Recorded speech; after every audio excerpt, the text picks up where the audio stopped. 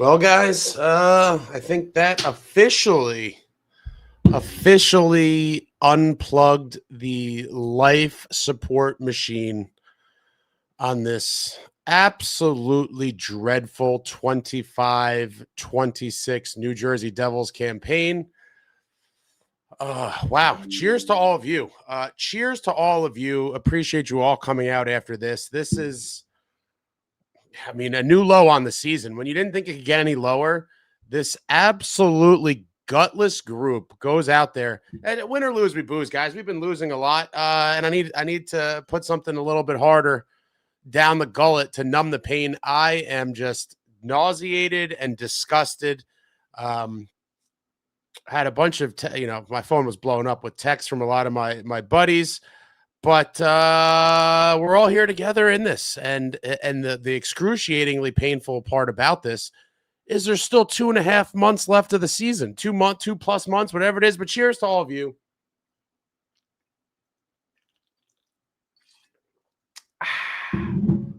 What a pathetic team. The season cannot end soon enough. Devils looking to keep life support alive at home, hosting the Columbus Bluejackets. And what do you know? What do you know? Pathetic. Shutout, lose by a score of 3-0. The Keith press conference, I'll get into all of it. I mean, I'm not even going to talk about too much before, and I'm just going to vent a lot.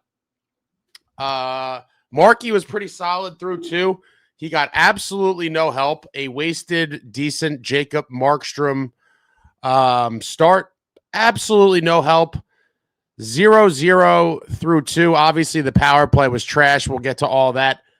We get to the third period and couldn't get it done. Story of the season, right? Heading into the third, tied. Win the third period. Win the game. Huge, huge opportunity. And again, this is just to keep life support on. This was not going to, propel them into a playoff spot, but it would keep the life support alive, especially with the matchup at home Thursday night against the Islanders. But, it's just a gutless group. Third period at 5:24, Fabro gets one. Sloppy D-zone play, a reoccurring theme of the season. Horrible clearing attempt by Siegs, and there was someone else in his vicinity, but absolutely tragic. Markey had no chance at that one. 1-0 Jackets, and that was it. We fast forward a little bit more in the period. Bad line change by the Devils, and Olivier comes in. What a gamer this guy Olivier is, by the way. Olivier comes in on a little breakaway and just schools Markey, gives him the 2-0 lead, and at that point, everyone probably started filing out. And then Keith pulls Markey with about, I think it was like 4.5 minutes left or so to try to get something from his, offensively crippled team. And one of the saddest and most tragic efforts on defense I've ever seen. I don't know what the hell Dougie Hamilton was doing. I hope he gets scratched next game for this. They probably won't, but the season's over. I don't know what the hell Dougie was doing, just in slow motion, not even trying. And then he tries to catch up to Olivier and two-hand chops the stick with the empty net. They award the goal. 3-0. Olivier gets his 7th and 8th of the season. Game over, and this team is just gutless. I mean, the body language tells it all. These guys do not give a shit about winning. They don't care about anything. Not all of them. I'm sorry. There is a handful of guys that care, but on an entire team, you need more than a handful of guys, and that's all they have right now is about a handful. And I truly hope that some of these guys go to upper management and say, "Get me the hell out of here," because this franchise has become an absolute circus, a dumpster fire that there is no light at the end of the tunnel. The season is officially over. We'll get to all this. I mean, the chat's probably blowing up. We get to the game stats. Jackets, 25 shots on goal to the Devils, 23. Face-offs, Columbus getting the slight advantage, 51.9% to 48.1%. Jackets 0 for 2 on the power play. The New Jersey Devils power play looking historically bad. I don't know if they'll score another power play goal for the rest of the season. Devils go 0 for 3. Just painful to even watch. Just absolutely disgusting. Jackets 19 hits, Devils 18 hits. Jackets 13 block shots, Devils with 12 block shots. Jackets 11 giveaways to the Devils, 13 giveaways. Jackets 7 takeaways, and the Devils with 4 takeaways. And I'm still just kind of in shock of how pathetic this performance was. Deserved to win meter just for fun, right? Devils 56.2% to 43.8% for the Blue Jackets. So that is incorrect. I'm just trying to gather all my thoughts here. I'm steaming. Obviously, I've told you guys from a long time ago, I did not think this was a playoff team. But as long as there's still some hope, I was always going to root and hope for the best and hope and wish, the Fitz method. And I hope they can kind of keep the life support alive. But they desperately needed to win tonight and Thursday against the Islanders to even keep life support on. And they couldn't get it done. And not only could they not get it done, they got shut out at home again. I mean, if this performance tonight just doesn't scream how bad this team is and how checked out they are and how much they don't give a shit. I don't know how many people are in here right now. The things are around 200 or so people. I would say probably 3/4 of you in this live right now care more than the majority of the players do. And again, not all of them. I don't want to indict all of them, but it is the vast majority of them. The vast majority of them they don't care at all. They absolutely do not care at all. And their body language and their play shows it all. It's written all over their faces. I mean, from the half-ass efforts on the ice to them just kind of looking around, looking lost on the bench. I mean, I hate to dwell in negativity, but I mean, this team, obviously now this season's gone, but I am just so fed up with the future outlook, right? There are so many glaring issues. And again, I know I'm going to sound like a broken record to a lot of you guys. There is a deep-rooted culture problem with this team. It goes beyond lacking the talent. And again, how many nights has Sheldon Keefe been forced to play several AHL forwards in his lineup? I don't blame Keefe at all. And honestly, it will be unfortunate if he gets canned because he's had a raw deal pretty much for the majority of the time he's been here. People trying to poke at his system. And oddly enough, I think it was Novo who asked about his system in the post-game press conference, and he got very defensive and kind of bit back. And I think it's because, for the most part, it's not his system. And I know a lot of you are going to disagree, and you're going to talk about, look at the 5-on-5 numbers and look at all of this. This team has no heart. They do not give a shit, and they mailed it in. And he was I'm not going to say angry, but he was a little put off by the question and was like, I coached this league for 20 years. Like, ask anyone I've coached with and on my staff. And it's true. The players he have suck. They suck. This group as a collective is so beyond cooked that I don't know how anyone could truly believe without major changes that this group is ever going to do anything. We've seen what they're capable of. This team, guys, just to refresh your memory, this 25-26 New Jersey Devils team was a top 6 or so favorite to win the Stanley Cup by Vegas odds. Top 6. And they've been kind of in that range for the past several years. And they are not going to make the playoffs. Not going to make the playoffs. This is a massive indictment on this core. And I'm sorry to say, if we do not see any sweeping changes in the offseason, and it needs to start with Fitz, obviously. That man needs to be long gone. But if this core comes back intact, we will see more of the same because we've watched the movie already. You do not have the compete level. You do not have the balls.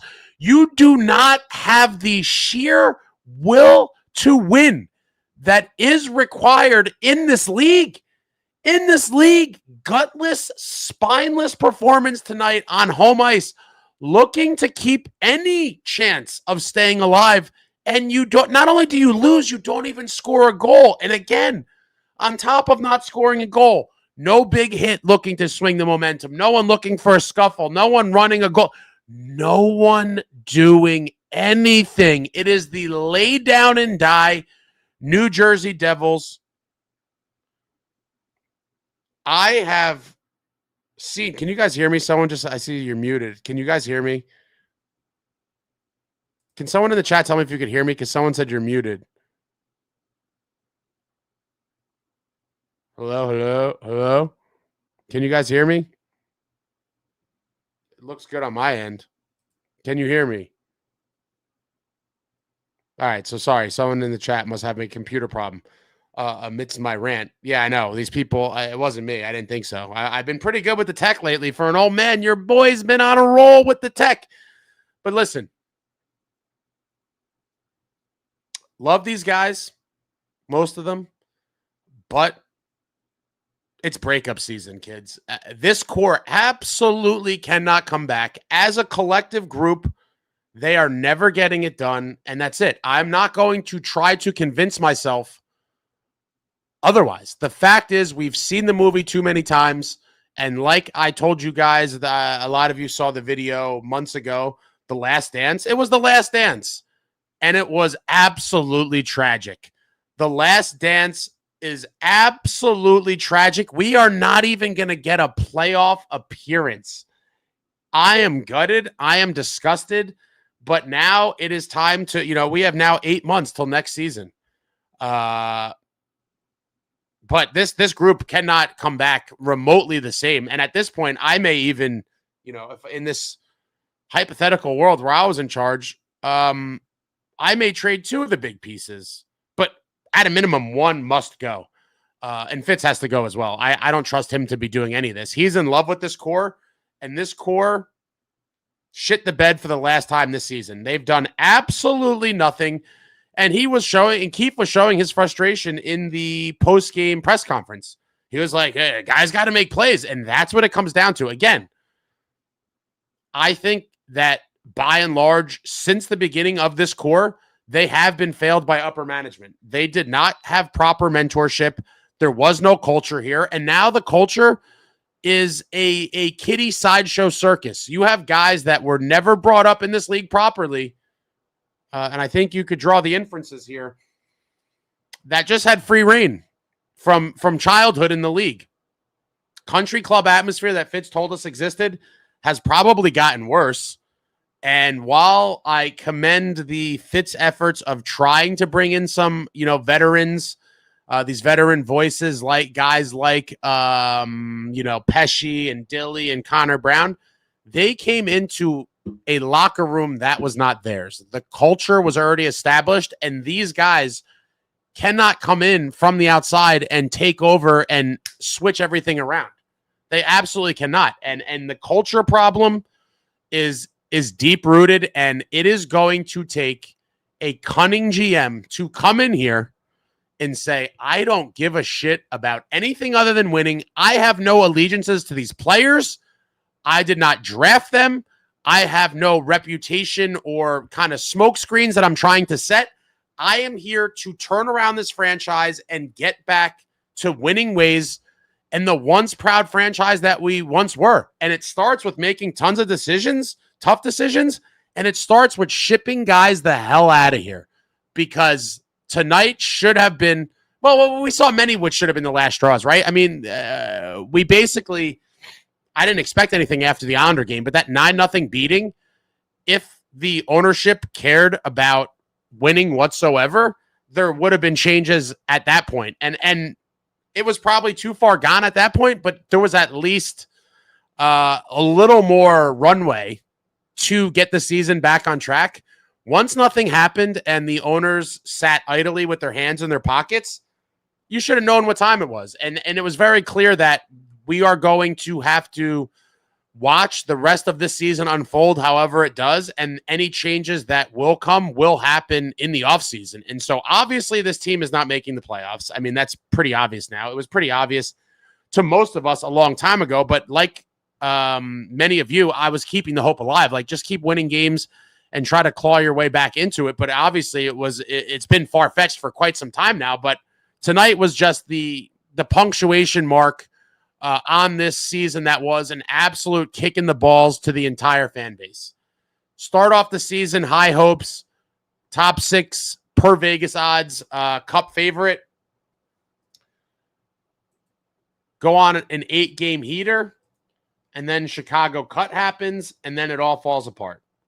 It all falls apart after Chicago cut, and this group has been now fully exposed as a group of underachieving losers that do not care about winning for the most part. And again, there's some guys that do.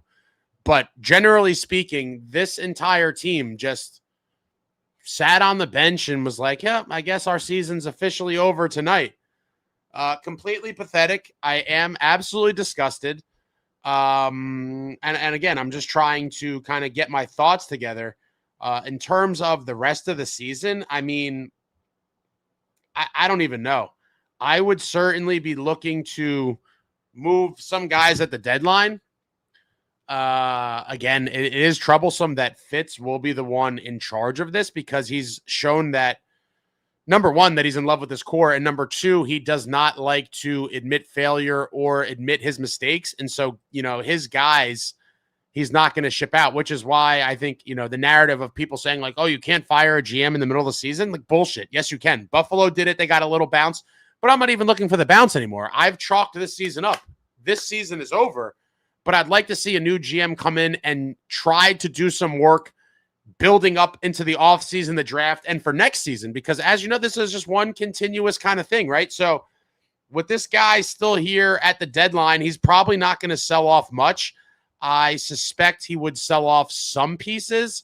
I also heavily suspect that some guys have probably had their agents reach out and say, get me the hell out of here, especially some of the older guys that are trying to win a cup before their career's over. Why would you stay on this sinking ship? It clearly is one of the most dysfunctional franchises in the entire NHL. And I think a lot of people kind of picked up on it after the Quinn Hughes thing. The entire hockey world thought we were getting Quinn Hughes. Jim Rutherford put that they had that statement in April.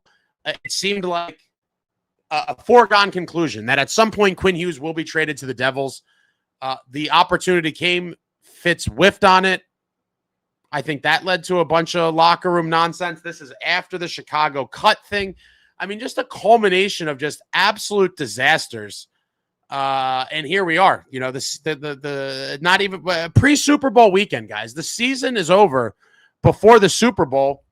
And I'm calling this, the offseason for me in terms of, I'm still going to watch all the games as painful as they are. I'm still going to, do videos and do the live streams and talk to all you guys and all that fun stuff, right? Still going to be as involved as I was. But now I'm watching, through the lens of what is going to become of next season, because a lot of that is now going to be shaped by what we see from now through the deadline, the draft. And again, I hope Fitz is not here for any of it because he has shown his ineptitude time and time again. But I'm calling it the offseason now because the games going forward in terms of playoff positioning or whatever you want to call it are gone. Like the season's over. And so this is now essentially an 8-month offseason. The offseason is underway now. So you're talking about 8 months away till next season. And this is the longest unofficial offseason in quite some time. Even in 23-24, the Devils kept it interesting a little bit longer. But this is the unofficial offseason. We got 8 months. 8 months for truly meaningful hockey games again. And I'm gutted. And I apologize to those that I may have gassed up in the offseason. I really did believe this was going to be the year it all came together to at least win a couple rounds. I truly did. And then when we had the 8-game heater, I bought the fool's gold, and many of you did. And then I gassed you up some more because it looked like what we were all wanting and hoping to happen, it looked like it was happening. And they win 8 games in a row. And you're like, my God, this is a year where maybe we don't go all the way, but we are going to be truly competitive and make some noise in the playoffs and have an overall pretty damn good season. And how wrong we were. Mid-November, Chicago cut. The team absolutely sucks without Jack Hughes. We had the Quinn fiasco and all of the potential locker room drama behind that. Guys may be thinking, oh, that guy wanted me traded, or guys nervous for their,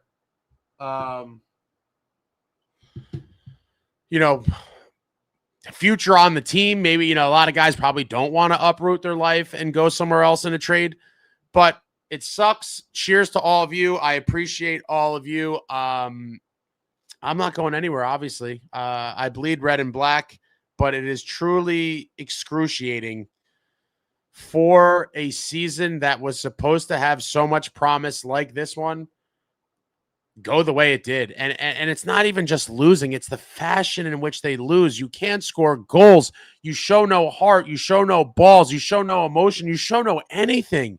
It's like the worst possible way to lose. Agonizing losses. You do absolutely nothing. You don't score a goal. You don't have a scrum. You don't even have a guy with a mean look on your face. You just lay down and die like the defeated group of losers that you are. And I hope some of these guys eventually go to other teams and find success, but they're certainly as hell not going to find it here together, because as we've seen, it is just pathetic. I think that's the end of my, I don't even know if that's a rant per se, but it's just me just super pissed off about this team, because these were supposed to be the bright years, guys. After a decade-long rebuild, these were supposed to be the years that we truly contended, that we made some noise after sucking for all that time. And it looks like the 22-23 season will forever be the pinnacle of the Tom Fitzgerald era.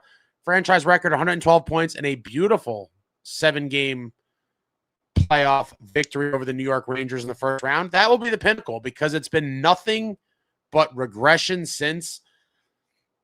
And it sucks. That should have truly been the turning point of the organization and really entering a truly competitive window. It never happened. We've taken a step backwards. I'm furious. I'm upset. 8 months till next season, guys. I mean, holy shit. 8 months. That is like 8 months until next season. All I got is USA hockey, guys. USA. I mean, wow. Hopefully that helps me get through it, but I'm going to get into the comments. I apologize about my lengthy rant. I have a lot on my mind, and I'm sure there's more that I forgot to say, but I'm down bad. I am down bad. Pride and respect, thank you for the super. I've seen enough. I want a full rebuild. This ain't it. Losing culture, bad systems, bad GM, bad players, fresh start with mostly new faces. I'm done. I mean, I go back and forth with this. I still think they have enough talented players that even if you trade a bunch away, and whether you trade them for roster players or you trade them for picks and potentially flip some of the picks for win now pieces, like, I just think there's too many pieces with the picks they have as well to have to fully tear it down. And I know a lot of people are going to probably want to go that way, but I mean, wow, I just think it's still too premature to have to do that. Like, if you trade one or two of the big four, make some minor other moves in the bottom six, maybe trade a defenseman or two, trade some picks. Like, I do believe a competent GM would be able to get this team back on track and at least be a playoff team nearly immediately. And a lot of you are going to think I'm psychotic for that, but we saw flashes of it this season. And I think once the the going got super tough. They wilted, as Sheldon Keefe mentioned in the post-game presser. They wilted. Hold on one second. I got to grab something. 1 second.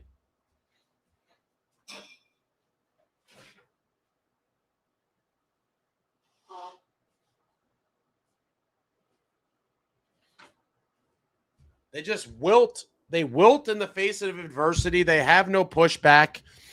And it sucks. But I do think a competent GM could get a competitive team fairly quickly. And maybe that's hopium, but I don't think it is, because we have a lot of pieces that you could move.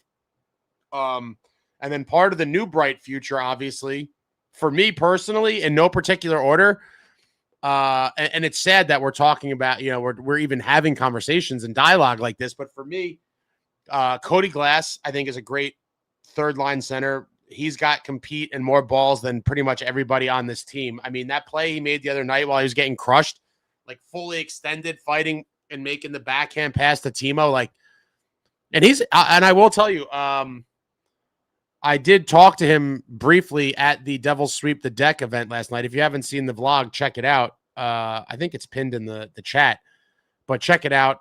Devils, great event. I'm not going to lie. It did kind of have like a gray cloud lingering over it, in my opinion, just because of where the season was.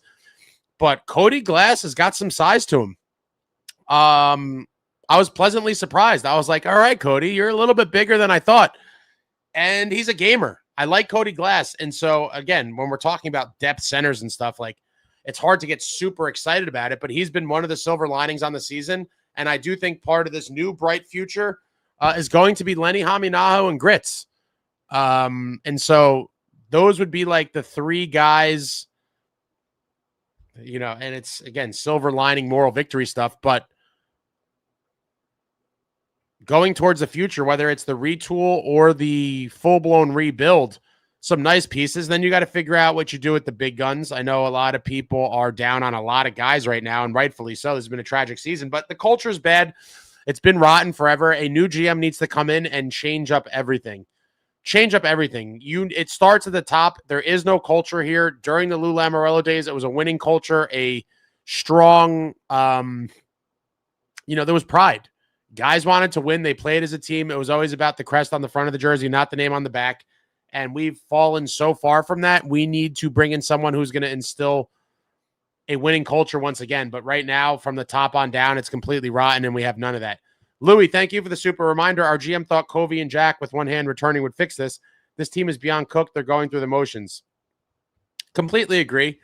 He likes to pretend, and he's even said it, like, guys coming back is like a trade. And then it's like, bullshit, buddy. No, it's not a trade. It's a guy we already had on the roster coming back. You needed to improve the team beyond the guys that were missing due to injury. But in your world, guys coming back from injury is like a trade. And it's like, what planet are you on?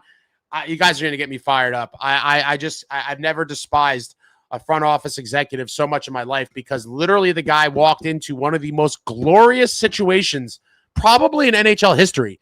Other guys that were looking for GM jobs at the time would have killed for the New Jersey Devils job. To come to New Jersey with Nico Hischier, Jesperbratt, Jack Hughes, a ton of cap space, tons of draft picks, and to do what this man did over the last however many years, it should be studied. It's borderline criminal. And I was telling Steve the Maniac, he should be brought up on RICO charges. Him and the rest of the people in his administration, they should get hit with a RICO. It's unbelievable how horrible of a job they've done and how long they've all been employed for, cashing checks from HBSE, Harris Blitzer Sports Entertainment, to ruin a franchise that was set up to have a glorious contention window. We are literally one of the worst teams in the NHL. And to believe that Covey and Jack were going to fix it, obviously was just ridiculous, But it does seem like the team, for the most part, is showing up, going through the motions, collecting their paycheck, and going home. These guys don't give a shit. Like I said, 3/4 of you guys in here probably care more than most of them do, and it's sad. It's sad, but I truly believe it. But hit the thumbs up if you haven't. I'm just skimming the other comments over there, but thank you, Louis. Sunrise Art Cinema, thank you for the super. I truly do not mind if everyone walks or is traded. I want that feeling I used to get when I would just reset my Nintendo to start a game over for a fresh start at a game. The shit is effing brutal. I mean, in terms of walking, I mean, there's no walking. There's not really many, no one of substance anyway that's becoming a free agent. Obviously, we have restricted free agents with Nemo and my mind's shot. Nemo and Grits. And hopefully that doesn't, hopefully it's not handled by Fitz. But if he's somehow still here, which would be a tragedy, hopefully it doesn't bleed into training camp like we've seen the previous 2 summers with Luke Hughes and then obviously the year before Dawson Mercer. Because I do believe that does not serve these guys well over the course of the season. Slow starts and all the stuff. Like, you want everyone there for day 1 of training camp.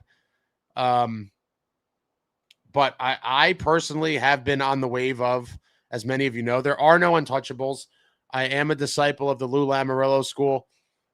If there's a trade to be had to improve the team, you do it. That's it. It's all about the crest on the front of the jersey, not the name on the back. There are no untouchables to me. Anything that can be done to improve the team, you explore. I know a lot of people are, claiming this guy's untouchable and that guy's untouchable.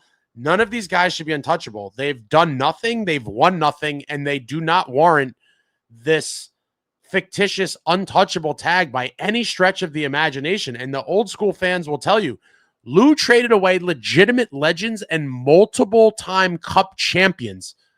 These losers have won 7 total playoff games and 1 playoff round in a decade. What in the flying are we talking about? Untouchable, nothing. And I love these guys, but it's time for a new look. And so I'm hoping 2 of them are traded to really shake it up. But at a minimum, 1 of them must go. And I think we all need that Nintendo restart, because this team is going nowhere with this group as assembled. Pop the Bounty Collector, thank you for the super. They have no fight, just skating with no purpose. They're just out there collecting a check, la-di-da. Down a goal, no problem. No one showing emotion, no one talking on the bench, no one getting fired up, no anything. Guys looking around, looking into the crowd, looking into the scoreboard. I don't know what the hell they're looking at, but it just shows how little they care, and they're not even hiding it anymore. It's not even being disguised, and we hear the same stupid quotes every game, the same stupid questions. And it's just like rinse and repeat. And then, we gotta try harder. We gotta not get dejected when they score. I'm so over all of it. It's just beyond pathetic. It's beyond pathetic, but you're completely right, Pop the Bounty Hunter.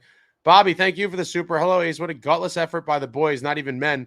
I honestly don't know what to say anymore. Fitz needs to be gone ASAP. Get rid of Bratt, Mercer, Siegs, Cotter, etc. I honestly don't know what more needs to be said. Gutless.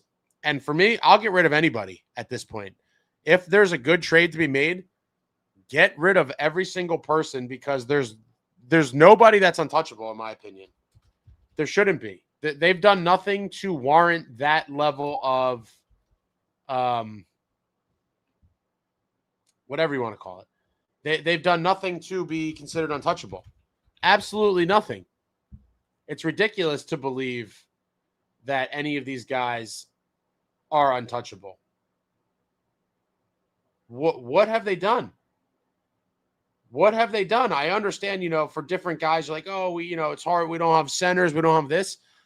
At this point, I am taking phone calls on every single guy.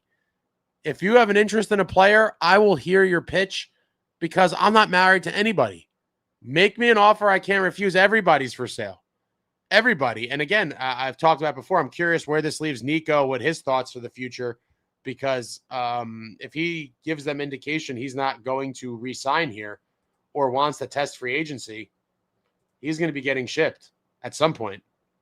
Probably not this year, but next year for sure. If he doesn't sign this summer, we're on Nico countdown. David Chimes, you won't see any hope from me anymore. Fire Fitz.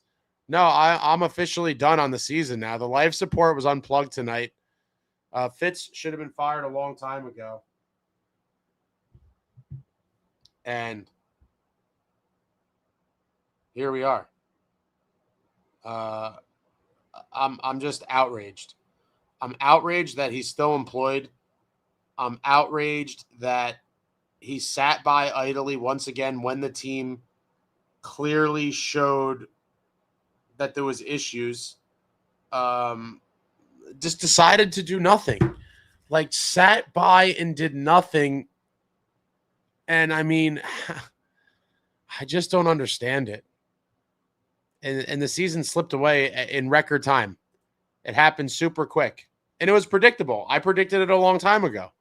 And I'm not trying to pat myself on the back. It's just the reality that it was obvious.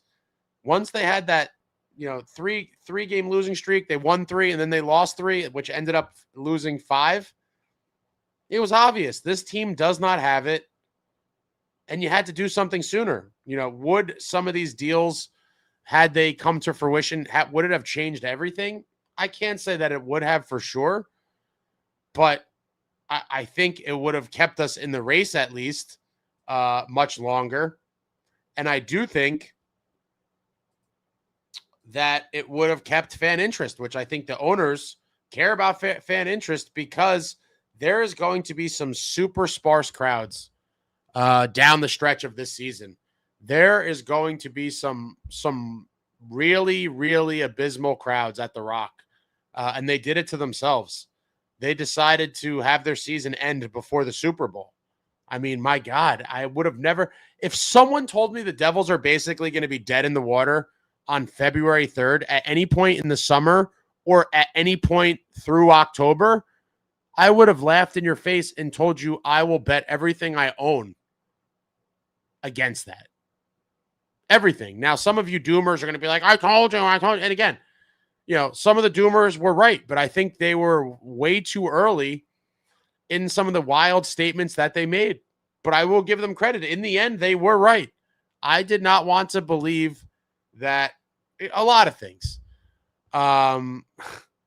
It's just so crazy. 973 Brick City. If I was a key player, I'd be counting down the days till the next season with a trade. Jay Snow, 8 months till we suck again. Hopefully a new GM comes in and that's not the case. Hopefully a new GM comes in and that's not the case.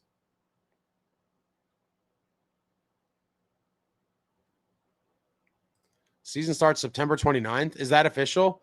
Okay, so we're just under 8 months away. Oregano Dealer says, I blame you, Ace. You sold me the Fool's Gold. I apologize. I bought the Fool's Gold hard, and a lot of other people did too. Scott, 8-game heater was a fluke. It certainly seems that way. It certainly seems that way. Yeah, that was the extreme outlier. Running with the Wooden says, Jack has ruined our locker room. I can't definitively say yes or no, but, could there be something to that with all these different things? I have to believe that there could be something there. Jersey 61 says, my blood pressure has gone down since I threw in the towel on this team.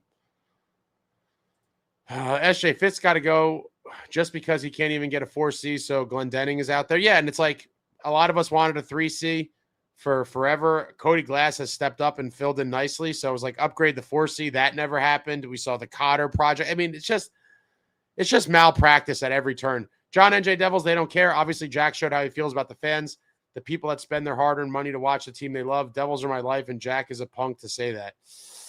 I didn't think it was quite as bad as people are making it out to be, but I don't think it was good. And I think when you're a guy like him, you should be a little more cognizant of many people's kind of view on you. And it doesn't seem like he really cares at all about it. And so I think it was a terrible look overall. Do I think it got blown out of proportion a little bit? I do. But in the same breath, I just think it was not very, I think it lacked self-awareness to some extent. George says 7-game homestand in March is going to be ugly at the Rock. It's going to be pretty ugly for the rest of the season, I think. Jungle Static says you can fire a GM midseason. You could also fire the coach. Jackets are 8-2 or something since firing their coach 5-on-5, power play, PK. They're bad across the board. Boo-hoo, poor Keefe. He's upset. What a bum. I can't blame Keefe. He's got players that have quit from a while ago. and he has tons of AHL players. And so you're talking about a guy that's been forced to play minor leaguers every night, forced to deal with a bunch of underperforming quote unquote stars. There's only so much he could do.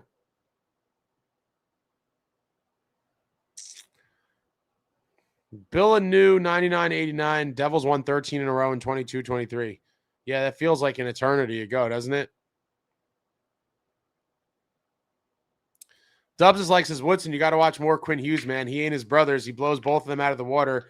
It's not even a discussion that he's the second best D-man in the world. Need to watch.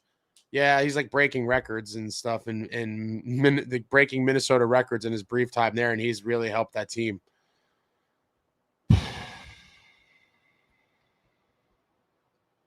Richard says, I believe you are correct. We keep anointing these brothers, and they've been a major distraction.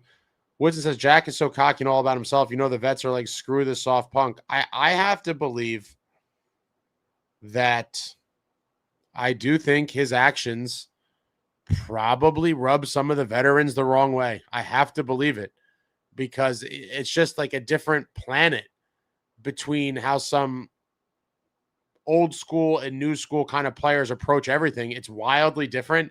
And I'd have to imagine, again, with all the other stuff, the Chicago cut thing, whatever the hell happened there, the potential trade for Quinn, I think there's a lot of kind of funkiness going on. SK No Event Hockey says someone needs to keep Ace from watching on Thursday for his own good. I'm going to watch it, but now it's like with a completely defeatist mentality. It's almost like scouting. Like instead of watching in terms of hoping to somehow make the playoffs despite the improbable odds, it's now more like watching, you know, in terms of scouting for next season. Trade Luke, Jack, and Meyer. Runnin would make the great university lecturer with his speeches, one of the best paid in the country. Oh, you got jokes. Erickson says Hamilton is trash. That was a completely pathetic attempt to get back on D. I mean, my guy, and then he does the two-hand chop. Cheers to you, B now.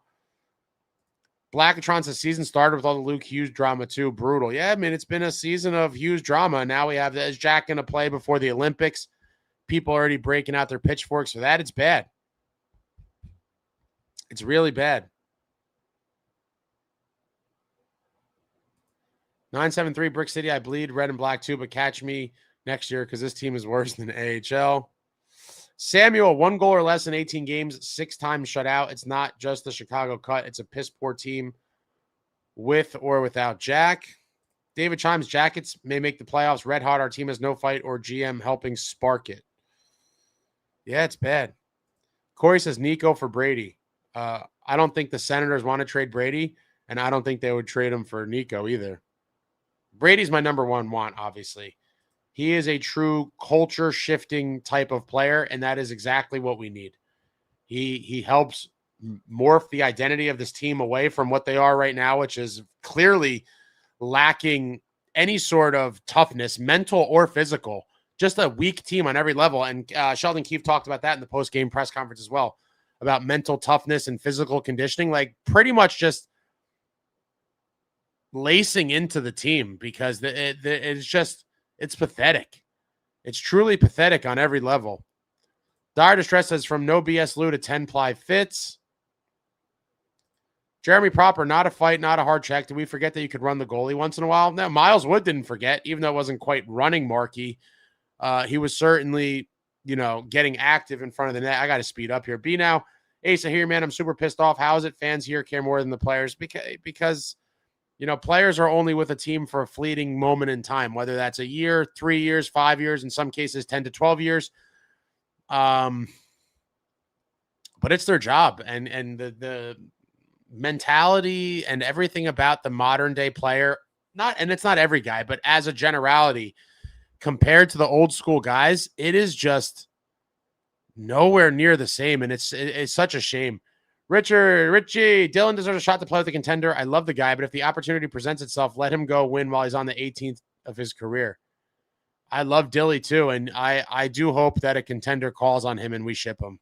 I love Dilly, but this team is cooked, completely cooked, and they're not going to win shit. It'd be hard. My heart would be broken to see a guy like that. And I mean, listen, how old is Dilly? he might have another year or two beyond this contract in him. But, with injuries and everything else, there's no guarantees. He's 35. Yeah, I would love to see him win a cup on a contending team, and this clearly is not one. This is not a contending team. Same with Pesci. Poor Pesci, I feel bad for him and his dad. And NJ Native comes home to this. Yeah, it's brutal. Completely brutal. All right, I got to speed up a little bit here. I got too chatty and fell behind. But, man, what a night. The man from Jers 201, maybe we can flip our high draft pick for a win now player. One offseason could change a lot, but oh yeah, Fitz is still here. Yeah, a lot of people disagree with me. I have no interest in drafting with the first round pick. I do believe you should move it for a proven commodity to help now, a very good roster player or as part of a package, whatever it is. But I have no interest in drafting with the pick. I know a lot of people are obsessed with drafting, and in the end, not only do I want the win now type player more so than a draft pick project, but this franchise has also been pretty terrible at drafting as well. So it's like, you're hoping that they get lucky with a pick that helps us in 3 to 5 years from now. If that's the case, then you're pulling out the white flag and you're not looking for this team to compete anytime soon. And I don't think we're quite there yet, but I know a lot of you guys are. Not that would be horrific. Jersey 61 says get rid of them all. Sook says they all need to go away. I'm trying to speed up here.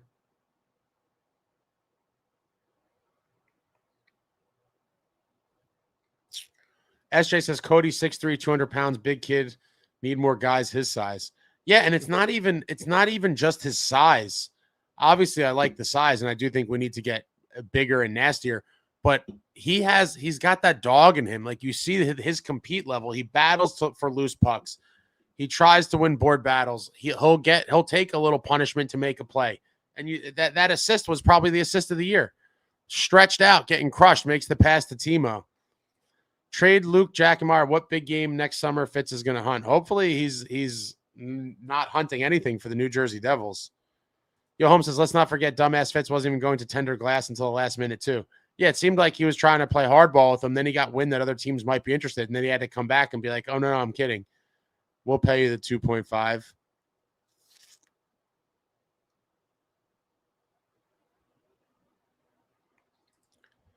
Josh, the owners don't care about this team. They already doubled their money on investment. They aren't hockey fans, only care about making money, not about winning. It certainly seems to be the case. I didn't want to believe that to be the case, but I don't know what you're talking about. Doubled their money. The team is worth roughly 7 times what they paid for it.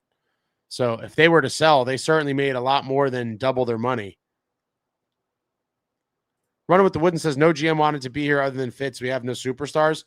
That's complete bullshit. Any guy who was looking for a GM job would have loved the Devils job at the time. With 3 young, promising players and all that cap space and all of that, you're crazy. Jason knows our back end is a bunch of grenade launchers.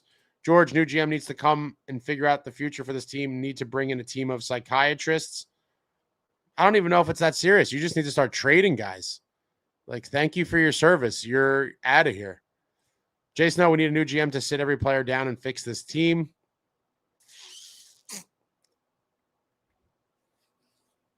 The man from Jersey, I started booing the team during the last minute and some lady yelled at me to shut up. I'm sorry for voicing my frustrations at traveling in the snow and paying money to watch the team suck. Oh, I'll never complain. I've made my thoughts well known on, if you're a paying fan in attendance and you are subject to garbage performances, that you are more within your right to boo. Voice your displeasure with booing. What else are you supposed to do? Always Burns, don't care about talent when your team has no heart and no identity. Talent doesn't matter. I think that's been proven tenfold with this team. Lobsty just came back from the game. Fans booed the whole third. Piss poor performance today. I'm going to see another game because I'm not satisfied. Spent over $1,000 for my family to come. Oh man, I'm so sorry to hear that. It's brutal. It's brutal right now. And as far as this season goes, I don't I don't even know what to say. There's nothing I could say other than we're just going to continually watch the same. This team has shown who they are. We shouldn't be surprised at this point. Josh is sell anyone sick of this team. Jay Snow, we need young, ready-made prospects and picks. Woodson, you don't trade and waste assets when the team has improved. It can compete for a cup. GM basics one-on-one. Do you mean 101? It'd be 101, not one-on-one. That's going to go into the Hall of Fame. GM basics one-on-one.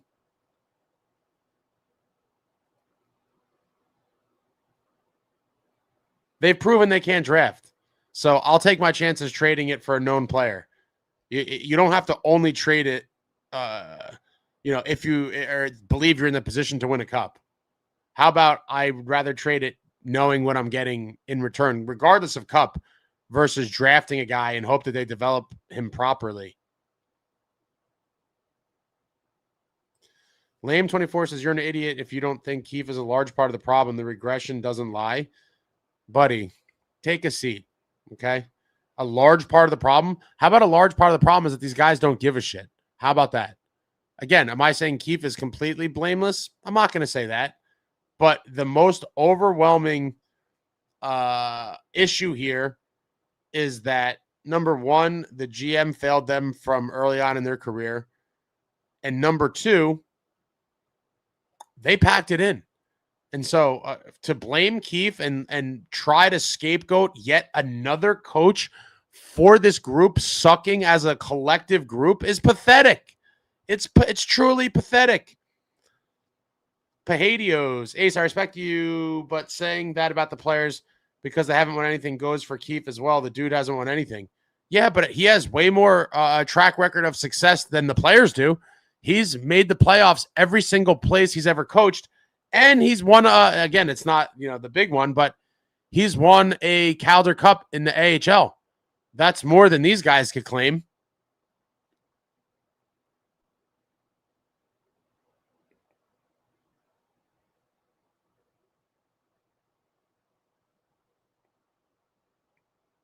I'm trying to speed up a little bit.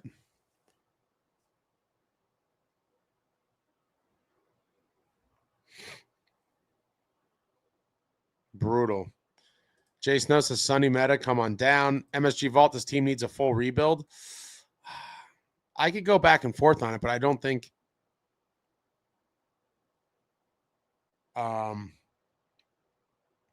it's quite as bad as many people believe. George says, get Shani in here. Lobsy, there were fire Fitzy chance and fire Keefe chance. Lame, again, it's idiotic to think the coach isn't the reason for no pushback. How can the coach make these guys do anything? Literally, they're just a sorry sack. And if you think another coach is going to change that, then I have a bridge to sell you. The man from Jers 201, I would love to boycott, but I committed to season tickets. I'm so screwed, and it's utterly depressing going to these games. Yeah, it's pretty bad. Pretty bad. I can't drag myself to any more games to watch this, knowing that the owners have told us time and time again that, Tom Fitzgerald is the guy for the job.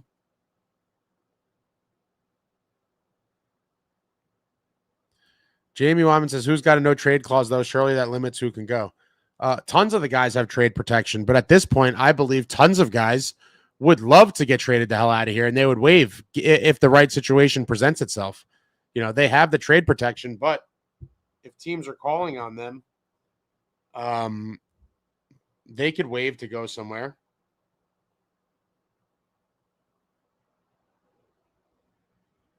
And I think a lot of them would welcome the opportunity. This is clearly a sinking ship.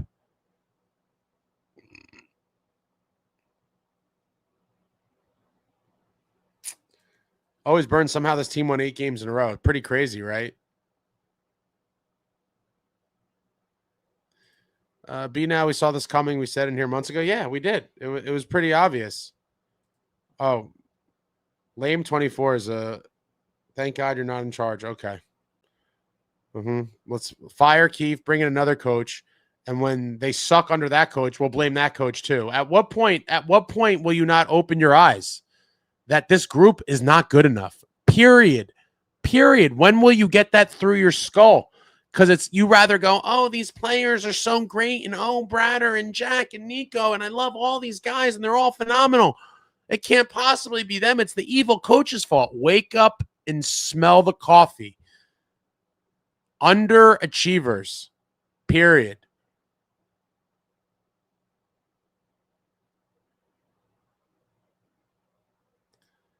B now says, if someone said we were done February 3rd, I would have laughed and bet the bank. I think all of us would have. Running with the Wind says, I said we were missing the playoffs in November. I got called an idiot. Yeah, because you were an idiot for saying that. We were like 89% or something. We were, I don't even remember. I'll give you the credit for saying it was insane to say that at the time. We were in a great position with, the odds were insanely in our favor to make the playoffs. But Woodson is one of these people that rather be right. These are the worst kinds of people that rather be right about negative stuff than for the team to do good.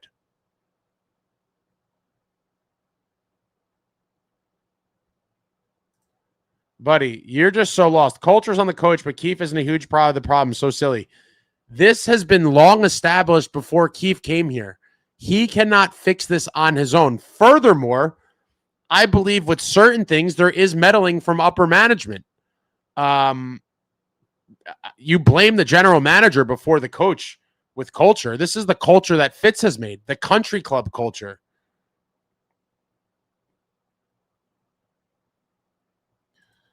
Dire distress. In my wildest dreams, I never thought things could be this bad. Neither did I.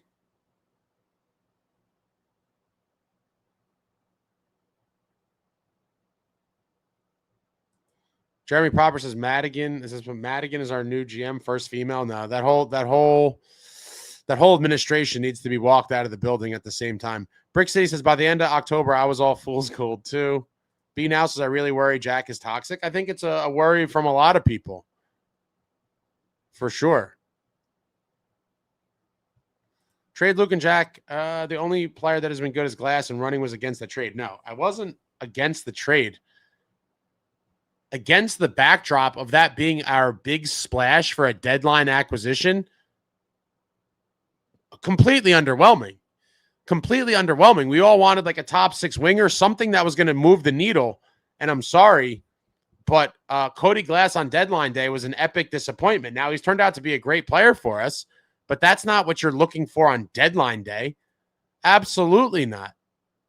That's not like a move the needle for the playoff run move. Zach, I'm on my 5th mule. I still feel the pain. Thank you for the super. Yeah, just keep drinking, man. It's this is where we're at now. It's so sad.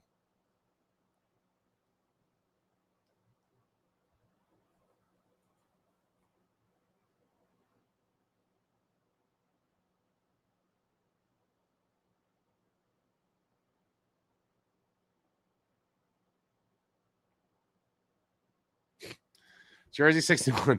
Sal and Dano have more patience than me. Just say they suck. Jason, no, Jack's still pissy because they booed Luke. I don't think they really care that much. The only play I just read that one. I always say what when the season starts. Traveling, Tasha won this season 4 minutes into the first game against the Canes. Tasha said the season's over. Jason Snow says this is in reference to Jack. His interview last night was another bad look. It wasn't great. I don't think it's quite as bad as some people made it out to be, but it definitely wasn't fantastic. I don't think it was as bad as people made it out to be, but it wasn't good. And like, you can't give people any little nuggets like that to run with, but he did. Gleason, the new thing is blaming Keefe's system for everything. Ask any other coach in the league. It doesn't work that way. Even if Keefe has fault, they literally practice offense all day, can't execute. Yeah, but, some of these people are going to, it's all Keefe's fault, the evil coach. Running with Woodson. Jack is a dick to reporters and probably the same to teammates, not in his little group. That's interesting. I have no way to know anything about that, but the reporter stuff is interesting. Steve Dave's self-awareness is important. I think so too. Suk says running this team will absolutely be trash for a few years, at least when they rebuild. It's expected that they're bad with a future purpose. This group has no future and they're not rebuilding. Well, after this rebuild kind of failed, I still lean more towards a retooling, but that's going to require a competent GM here sooner than later.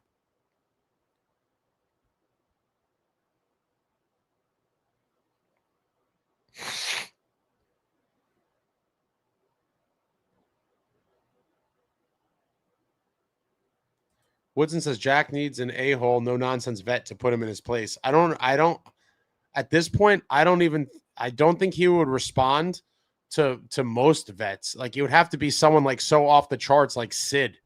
Like, I think outside of that, it's a lot, man.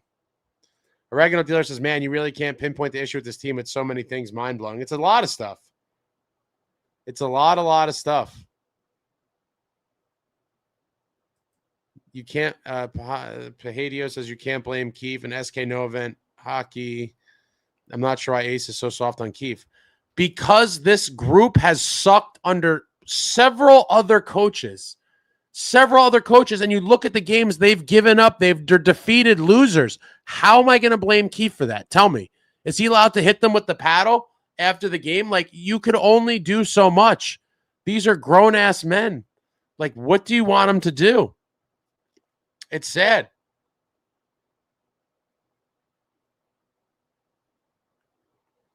These guys are just not nearly as good as many of you have been conditioned to believe. And that's the sad reality. They're nowhere near as good as many of you guys believe. And the evidence is there. The evidence is damning.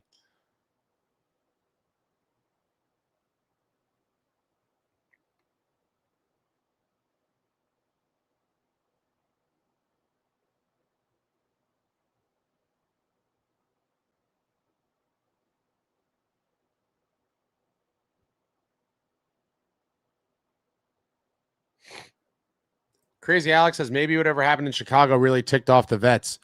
I would have to believe it was a major kind of turn off and like alarm to some of the vets. And we'll never know what happened, but whatever it was, it probably happened because of Jack's own, whether you want to call it foolishness, carelessness, whatever it is. It definitely probably put a lot of guys into an interesting kind of mode. Ace the Husky Star, thanks for the therapy session once again. And I agree, Ace, the coaches can't be the scapegoats of the past 10 years. Keep up the good work, dude. Thanks a lot, man. These people just, I think a lot of these people are just in love with the players and they want to divert the blame from underperforming players who don't give a shit about winning or anything. They want to divert the blame from that to the coach because it's easier to, well, number one, no one really gets as emotional, for the most part, gets as emotionally invested towards a coach as players. And so it's easier for them to kind of divert that negative energy or anger towards the coach and then convince themselves to believe that that guy's the problem. So when the coach is gone, you know, the team will do better. But the reality is they've struggled under several coaches and will struggle under any coach that is brought in because they are the problem. It is not Sheldon Keefe. Again, it could be maybe a small contributory factor to it, but I blame the players way more than I would ever dream of blaming Keefe. Now, again, Keefe is not blameless in my book. There's a lot of things I don't like about what he does. I don't know if he gives Colleton like full control over the power play. You know, a lot of power play personnel decisions and things I don't love, but I don't know how much input he gives on that particular thing. But, you know, the players got to perform. The coach doesn't play the games. They could only do so much. And these players have been underachieving for a while.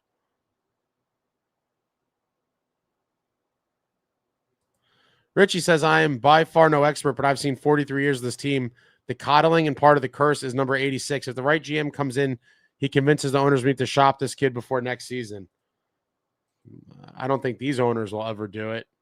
And I can't see them even being convinced of that. I actually believe that this ownership group probably still believes that they have a chance at acquiring Quinn Hughes, which I don't think is true at all.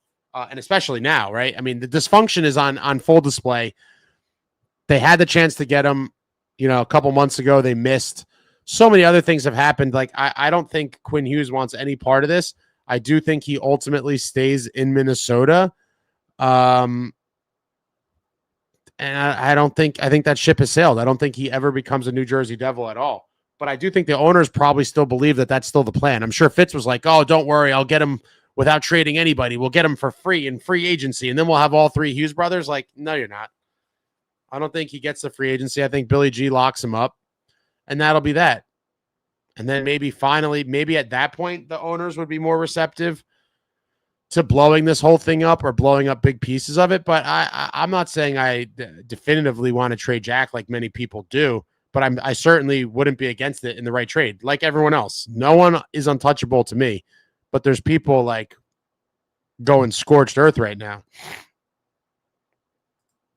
SK Noah Van Hock says, I thought that motivating the team was part of the coach's job. Sure, but what at what point, like at some point, what do you want them to do? Like, what do you want them to do?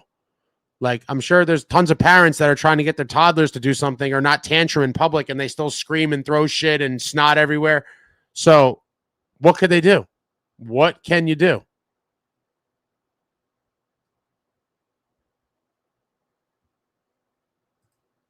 I don't know what this is.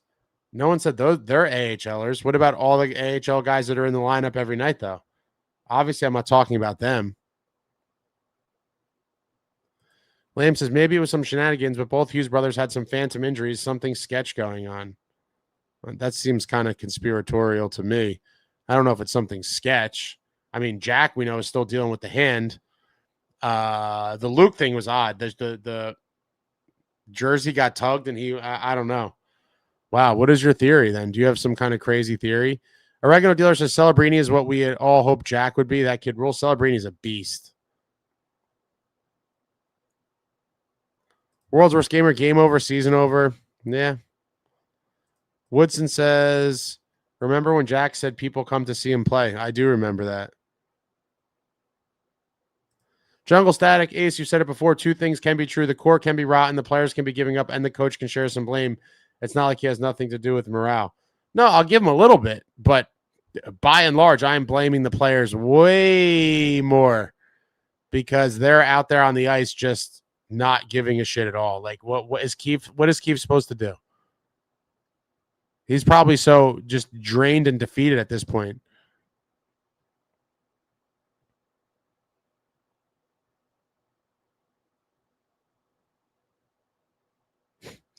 Zach says, I'll be there on Thursday. Do I wear the jersey or do I rep the USA sweater? That's up to you.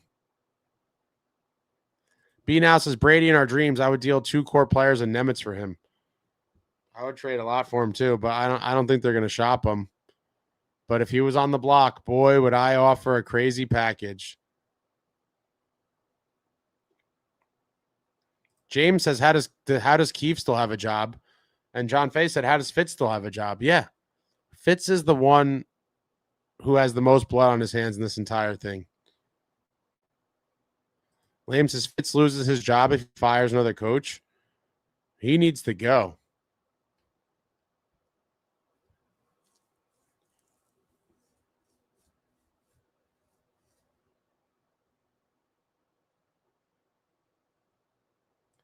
Jungle Static says, don't tell me Keefe can't be blamed. As bad as the core is, you were telling me Columbus, Utah, Seattle have better players. It has nothing to do with who has better players. If it was just who has better players, then there would be no point in ever playing the games. We may have better players on paper, but they are mentally and physically weak. Period.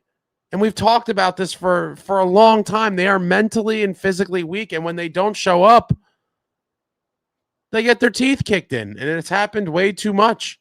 Having the better players on paper does not mean anything.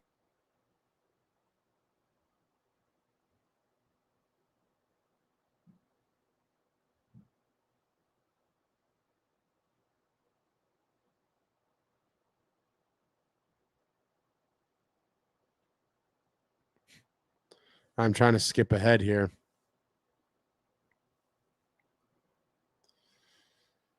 Dre White says time has come to fire Fitz. I mean, that time came a long time ago.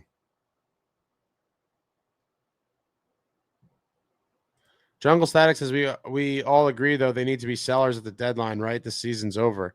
I mean, sell what you can for sure, but I wouldn't like sell pieces that could be part of the the next few years. But you certainly got to take calls on everybody.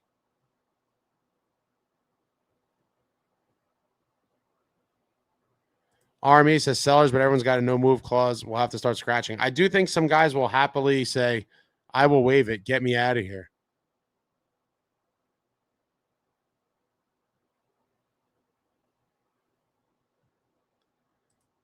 Brand says, I heard some fire Fitz chants on MSG.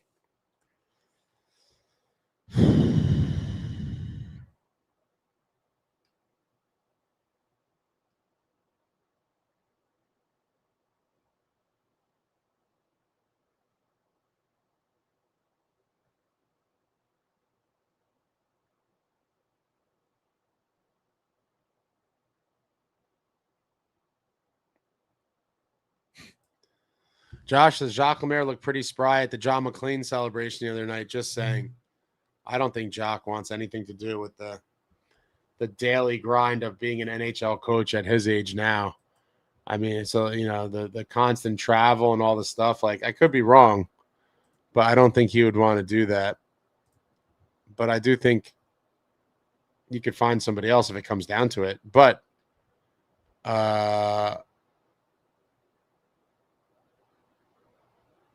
the general manager is the far more pressing need. Richie, man, did that burger with mac and cheese look tremendous. I'm making that for Super Bowl menu. You're eating the lamb. My wife cracked up the diabetes station. Great coverage. Ace. Thanks, Richie. It's referring to the Sweep the Deck Gala vlog. I think it's pinned in the chat, but if you're into that stuff, check it out. It's a great event. It's for charity. I'd highly recommend going to it if you ever could get to it. Sadly, it will be one of the highlights of the season because nothing on the ice will make the list. George, there has to be a culture change and shift to team and winning only and drop the stars where there's no accountability.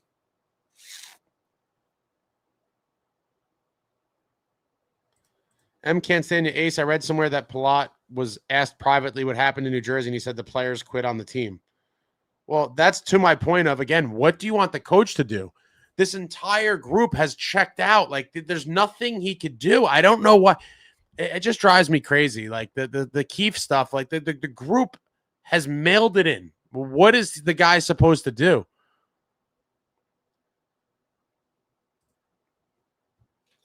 Brian J says, I like Nemo, but if he wants Luke money, they should trade him. I'm done paying players for potential. Would you pay him 7? Bro, this is not your little, these are multi-millionaire athletes, dog. Ace is the coach. He has a huge role in motivating the players and setting the tone for the team. Have you ever played like this is not your high school, your college. These are multi-millionaire athletes that, yeah, this all plays a part. But if you just look at the bench, look at what they've done all season long, to blame Keefe for this, the group is, the well has been poisoned. Let's be real. Blaming Keefe is just cope that you don't want to come to the painful realization that these players are not it. That is, you just have to open your eyes. These are grown-ass men that are filthy rich.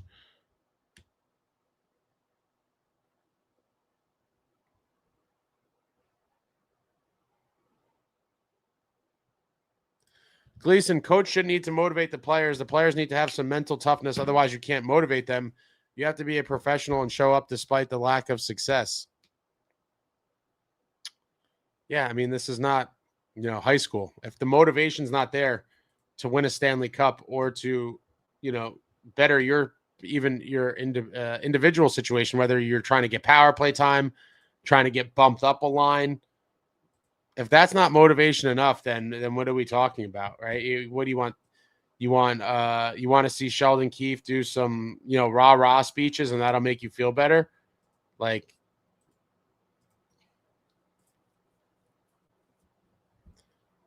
Oh my God. Every time I think I'm catching up, I don't. All right, I'm going to speed up here. Evan says, is the season almost over? Nope. Still have 2 months to go. Yeah, it's rough.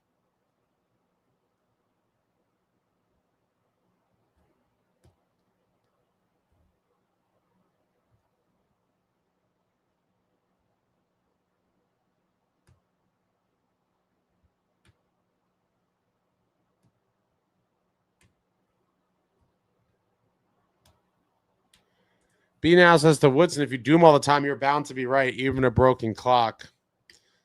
Devil's Den just got here from recording, Ace.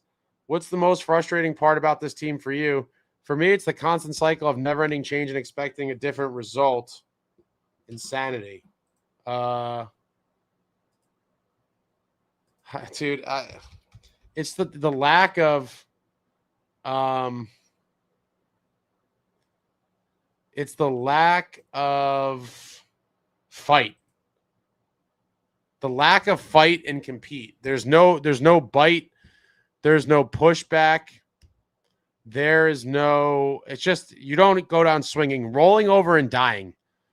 That is the most frustrating part for me, is that, like, and not scoring, right? So you lose in the worst possible fashion. You don't score. You don't look for a big momentum hit. You don't look for just nothing. It's just dejected losers. It's just dejected losers written on everyone's face, and just like no backbone, no anything. No backbone or no anything, and that is the toughest part for me.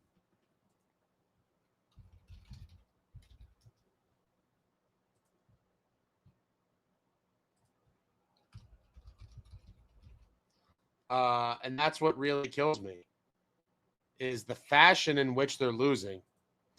To be a horrible team and to lose in that fashion is rough. Travelin says there are a few of those types of people in here. I don't know what that was in reference to. Woodson says the quicker we embrace the tank, the quicker we will win.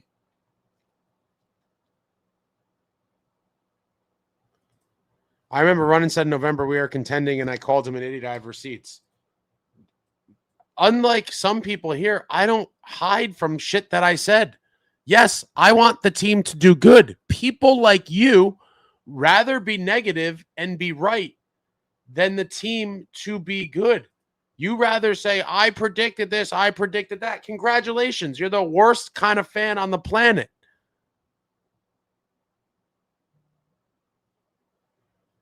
Woodson says Fitz should not be allowed to make another move. That's a tough one.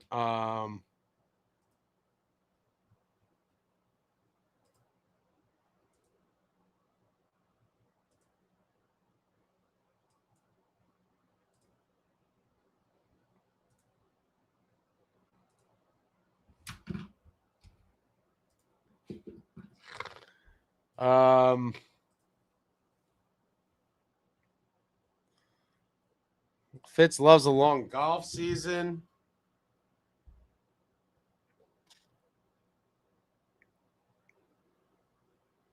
Yeah, it's painful. This whole situation is painful, but people like to play the blame game. I'm never going to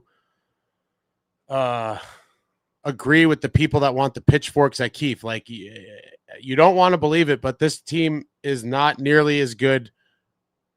The players are not nearly as good as you've convinced yourself to believe over the years. And that's just the reality. I'm so sorry. Jeremy Proper says, sell high on Glasser. I love him, but we need help everywhere. But yeah, but like, that's a step backwards. I know that teams are probably going to call on him.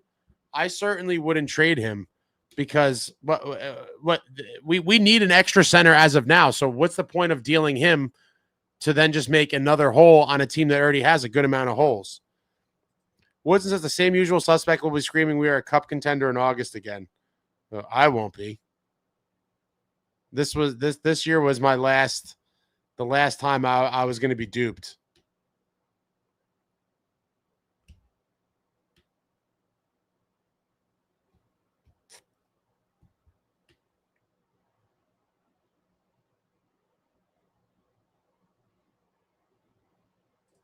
Stickfig says, I have to imagine the Hughes brothers are contributing a lot to any negative atmosphere in the locker room.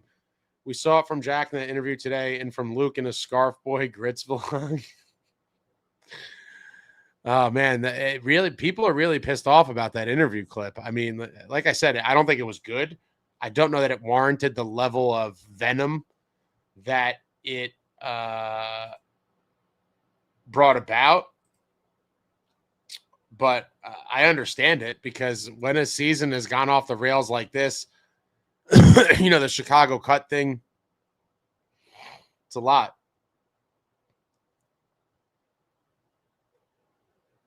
B now says the Jack quote, I have nothing to say to the fans. Next to him saying the fans are all here to see me.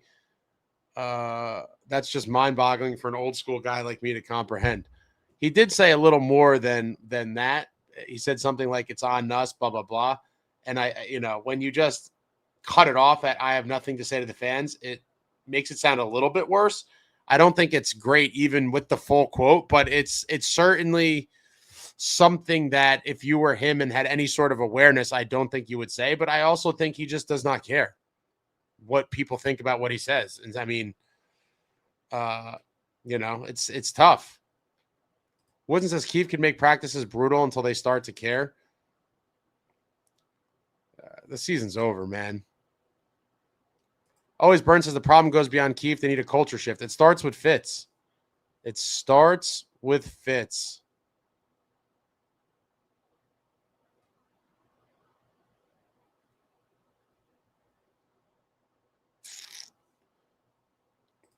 Turned it off after the second goal.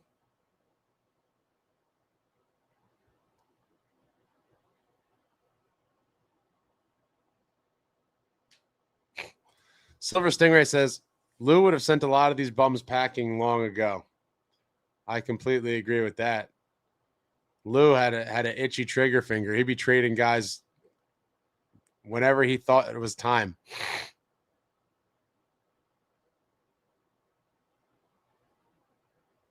Brand McCracken says, I saw someone on Instagram say a lot of fans judge the players based on how good they look. I mean, that's ridiculous. What are we talking about? High school girls? I mean, I could care less what they look like. I want to see you score goals and put up points and play with some fire. Where is James C? What do you think Nico's future is here? Honestly, at this point, he seems pretty dejected overall, like us fans. I talked about this months ago. I said I believe Nico's future, a lot of it will be contingent on what happens this year. I think it's 50-50. I don't know if it's tough to kind of predict what things he will value. Like, he is the captain. He's here with his Swiss buddies. I'm sure he's settled into the area, but can he really be delusional enough to believe that, especially with Fitz here, that this team is anywhere near competing for a cup? Like, I could see you believing that a couple years ago, but as of right now, I would, if you're a player, I don't think you think that at all. You probably would think quite the opposite. George says we'll find out about Chicago when this team gets blown up. Tay McLeod, to me, honestly, all is top down from the GM. I feel like the core has watched him do nothing to actually help when we're in need of pieces, and now we're just defeated. Yeah, they're aware that this guy just sits with his hands in his pockets. SJ, they can't score this year. Last year, they scored way more. Jeremy Proper, 275 peeps watching, 96 likes. Let's go, folks. Smash that like for your boy. Hit the thumbs up. Hit the thumbs up. Thank you. Keith wants to win 2-1 games. I don't think he set out that way. But once he realized his team could not score goals regularly, he probably was like, yeah, now we need to win 2-1 games, which is smart. I mean, do you think he should go out there trying to win 4-3 games, given that this team gets shut out and scores one goal regularly? SK no event. Now Ace is being a little less soft on Keith. I don't think any of us think is 100% Keith, but he's a part of it. Oh, I'm not going to. He clearly is a part of it, but for me, it's a very small part. Very small part.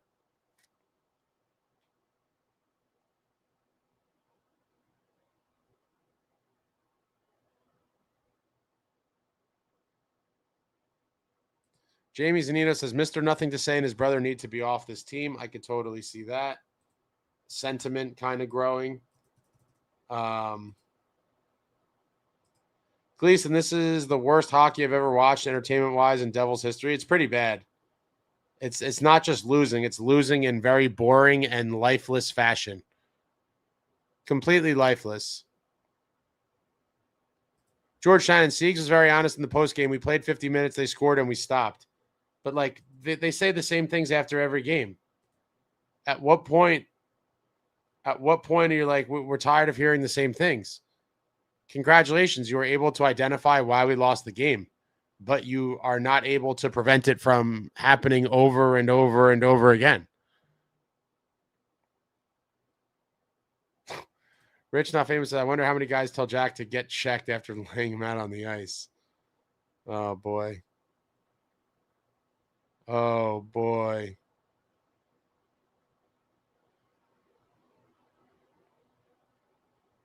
All right, guys.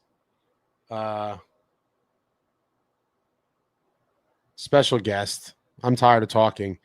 I actually need to go run to grab something. I got to put my phone on the charger. I'm going to be back in like 5 minutes. And so, making his second appearance on Running with the Devils in the late night hour. It's not even that late, actually. It just feels like I've been on here forever because this team is so bad. Because the team is so bad. My man Austin from Devil's Den Hockey. Are you frozen? Oh, no. He's coming from Canada. I think you're frozen, my guy. He's frozen. You're frozen. Can you move a little bit?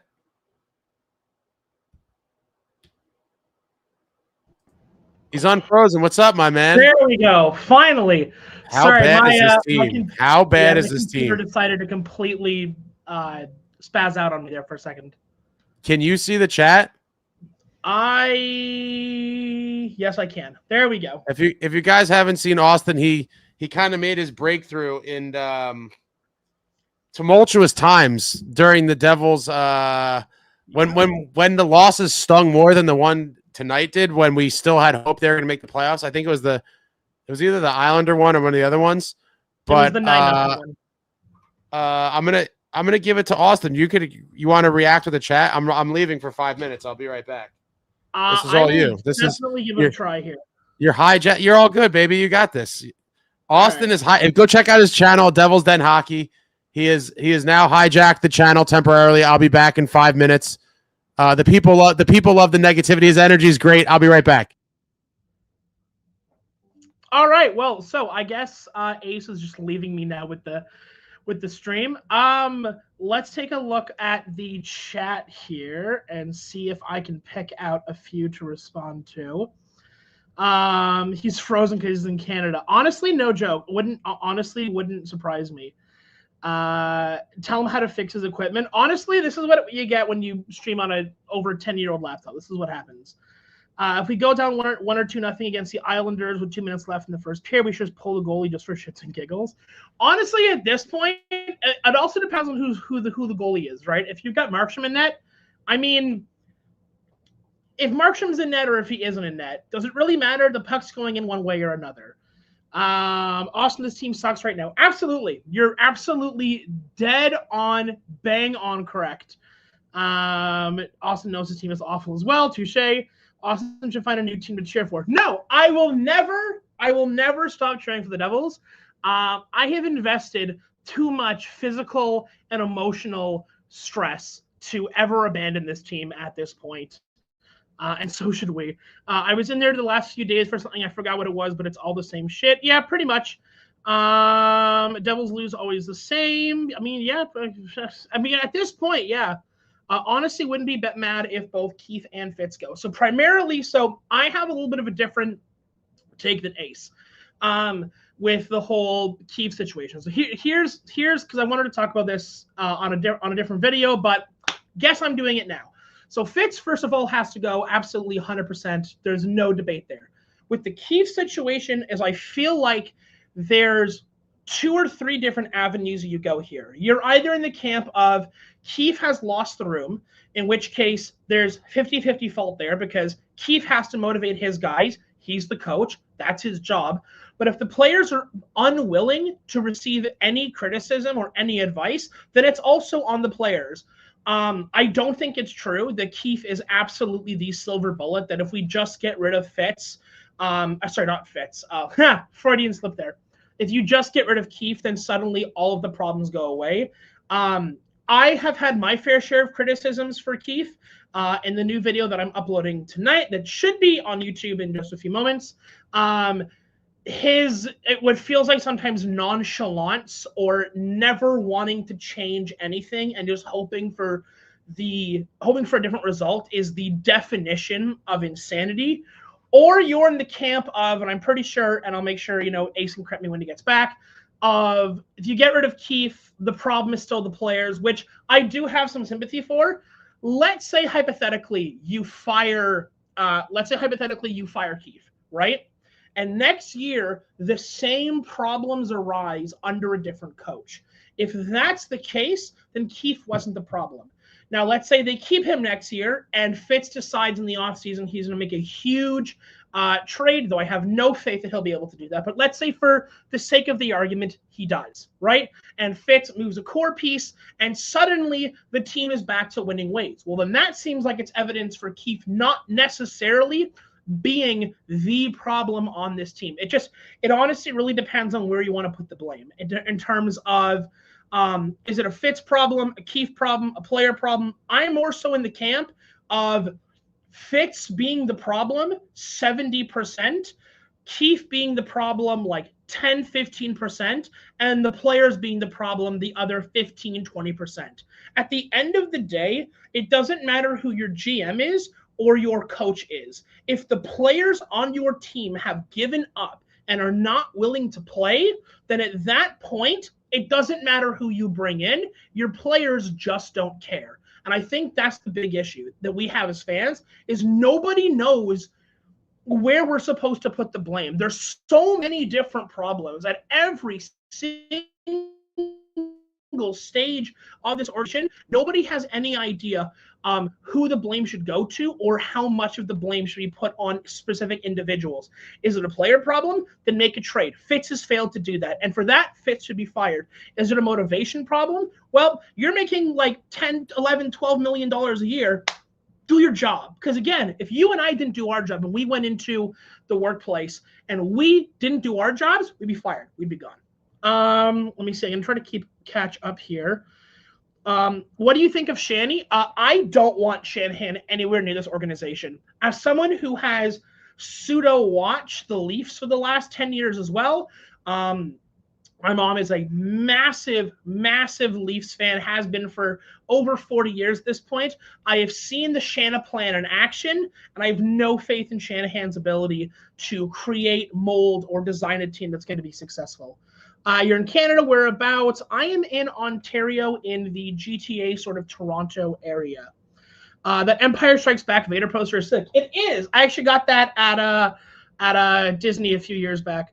Take over this channel, Austin. At least you are good with technologies. Hey, it's not. Look, the technologies is not a fan. Let's see here. Austin, fire Fitz, fire Keefe. Who to trade out? So here's my take on if Fitz is going to make a move. Here's where I see happening. I think that basically everyone is on the trading block except for maybe 3, maybe 4 guys. I don't think you're trading Jack. I don't think you're trading Bratt. I don't think you're trading Hischier. The biggest of the core, I guess you'd call it core 4, though I'm being poisoned by Leaf rhetoric here. I feel like the only person that you're actually going to be able to trade is probably timomeier. I highly doubt, because Fitz has already said that he believes in the core, so this is already a hypothetical conversation. He's not going to trade any of them. You're not trading your captain. You're just – I can't think of any other team in NHL history that's traded their captain while they were still captain. Maybe he gets demoted and we go from there. I don't think you trade Jesperbratt. He's easily one of the best assets on the Devils. I know that right this year he has sucked, but over the last several years, he has easily been one of the biggest assets on this team. Jack Hughes is a conversation that is I don't even know where to start. The guy can't play healthy at all. He's been in the NHL for 5-6 years now. He's played a full season once. And in that season, he wasn't even a point per game player. I think he had like 70. I think it was, I actually, no, correction. I'm incorrect here. He was a point per game player, if not a little bit more, but you're not trading Jack Hughes. This is like the Leafs trading Matthews or Edmonton trading Connor McDavid. He's the flagship guy. You're just not trading him. Do you think Jack is toxic in the locker room? Like, what does your gut say? I feel like I'm trying so hard not to believe that. I don't see, so I'm very much someone who doesn't like to engage in conspiracy theories. I have not seen any evidence to show that Jack is toxic in the locker room. Until someone comes out and says something or does something that makes you believe otherwise, I'm probably going to say no. However, I know that everyone's in talking about that comment he made where he's asked, what do you say to the fans? And he basically says, I have nothing to say to them. I'm not reading into that the whole idea of, I'm not reading into that like, oh, well, I have nothing to say to them. I see it more like, I don't know what you want me to say. And you know what? Honestly, when I'm making my videos, I'm in the exact same, I'm in the exact same position where it's like, I don't know what I'm supposed to say here. Like, we can keep doing, you know, the yelly, the screamy, the this team sucks. But like at the end of the day, there's nothing that like I think Jack can say as an individual player that's going to put any of our fears or any of our curiosities to bed. It's just not going to happen. Austin, your thoughts on whether the Hughes brothers have been a major distraction this year and are coddled and there's double standard with them? I absolutely think that there's a double standard. 100%. When you've got Nemitz, who's easily one of the best defensemen on this team this year, and you see him get scratched and not played and demoted to third line, while Luke Hughes and Dougie, I'll focus on Luke Hughes, who's arguably been the worst defenseman on this team all year, but he's continually played, not scratched, not pulled, and he's still allowed to play on the first and second defensive pairing is mind-boggling. The double standard is absolutely there. I would say similar to Jack, if you're not producing, you should be getting demoted down the lines, okay? If you've got a guy like Gritsuk or Glass or Hameenaho, who is seriously contributing game after game after game, and then you've got your top 6 or your top 3, which haven't contributed anything of substance, make a change. And that part is on Keith.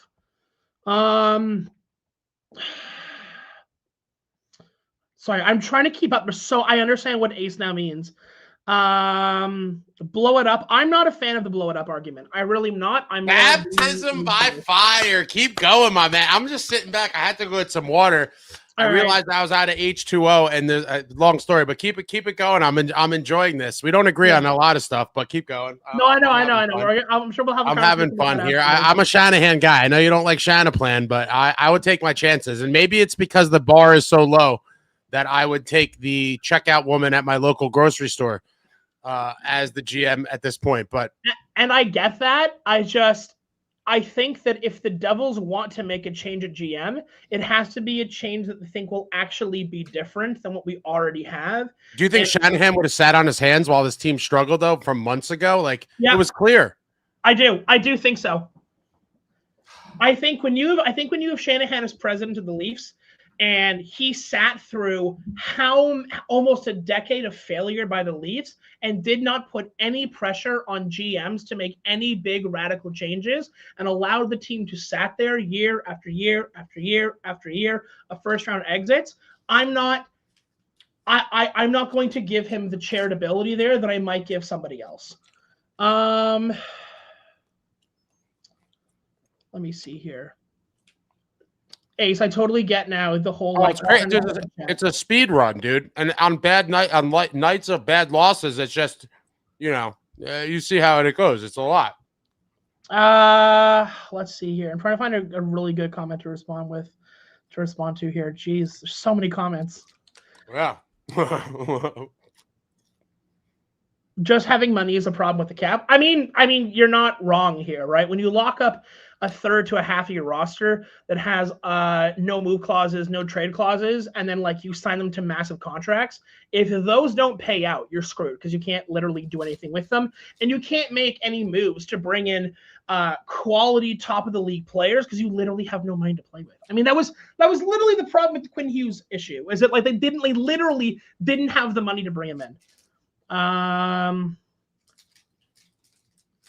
Let me see here. Fitz is a dead GM walking. I mean, I hope his job is gone. Fire Fitz, fire. It's really just like 4 things of Fire Fitz, which obviously I agree. No, the sad part is, and I told people this, a lot of people are under the false assumption that if they miss the playoffs, that it's like a given that he's going to get fired. And I'm here to tell you, it is a 50-50, straight up 50-50.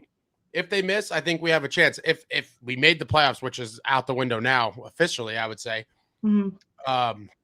If he made the playoffs, he was safe. It kind of seemed like a pass-fail. Like, make the playoffs, no matter what happens, we get that money. Like, okay, you just keep selling this bright future. But missing for the second time in 3 years and missing all that money, I think it's a true 50-50. And we all are hoping that the 50% we want comes through.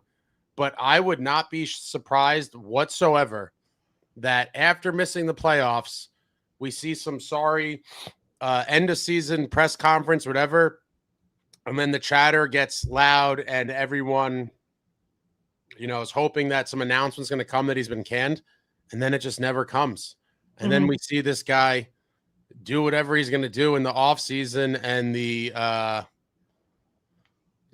leading up to the draft. But I don't even think he should still be here. Like, he shouldn't be handling this deadline. Like, this is a very big deadline now, obviously not for this year, but heading into the future. This is an important deadline for the future, for the bright future. And you're going to allow him to navigate that? I certainly don't want that, but here we are, right? I mean, he's clearly not going anywhere anytime soon. So it's just a vicious cycle. Yeah, I think you said it's a 50-50 whether or not you think he gets canned or not. I actually don't. I think it's like a 30-70. I don't. Which way? 30% chance he gets canned, 70% chance he's. Oh man, so do you think even missing, the odds are he still comes back? I do. Because based on the presser, based on all of the available information, I don't think the fact that ownership said in the middle of December or late December, when the team fell out of the top 3 in the Metro and into like the middle of the non-contenders or the non even wild card guys, and said, well, we'll reevaluate at the offseason, does not give me confidence that they're actually going to make any changes. And this is the thing. We could be sitting here 2 years, 3 years down the road with very little change and like small little tweaks and be in the exact same position.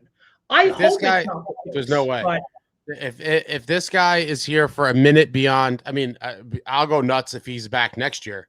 But if you're talking about a lifetime appointment for a guy that is absolutely horrific at his job, I mean, I just, at some point they're the money's going to talk. And leading up to that, hopefully, aside from missing the playoff money, there's going to be a lot of fans dressed as empty seats for the rest of this season. Yeah, the crowds, and there's a lot of. Let me see. There's a shitload of home games left. Got to be at least a dozen. Let me see. There is going to be some very, very, very lightly attended games, and they did it to themselves by basically extinguishing their playoff hopes prior to the Super Bowl.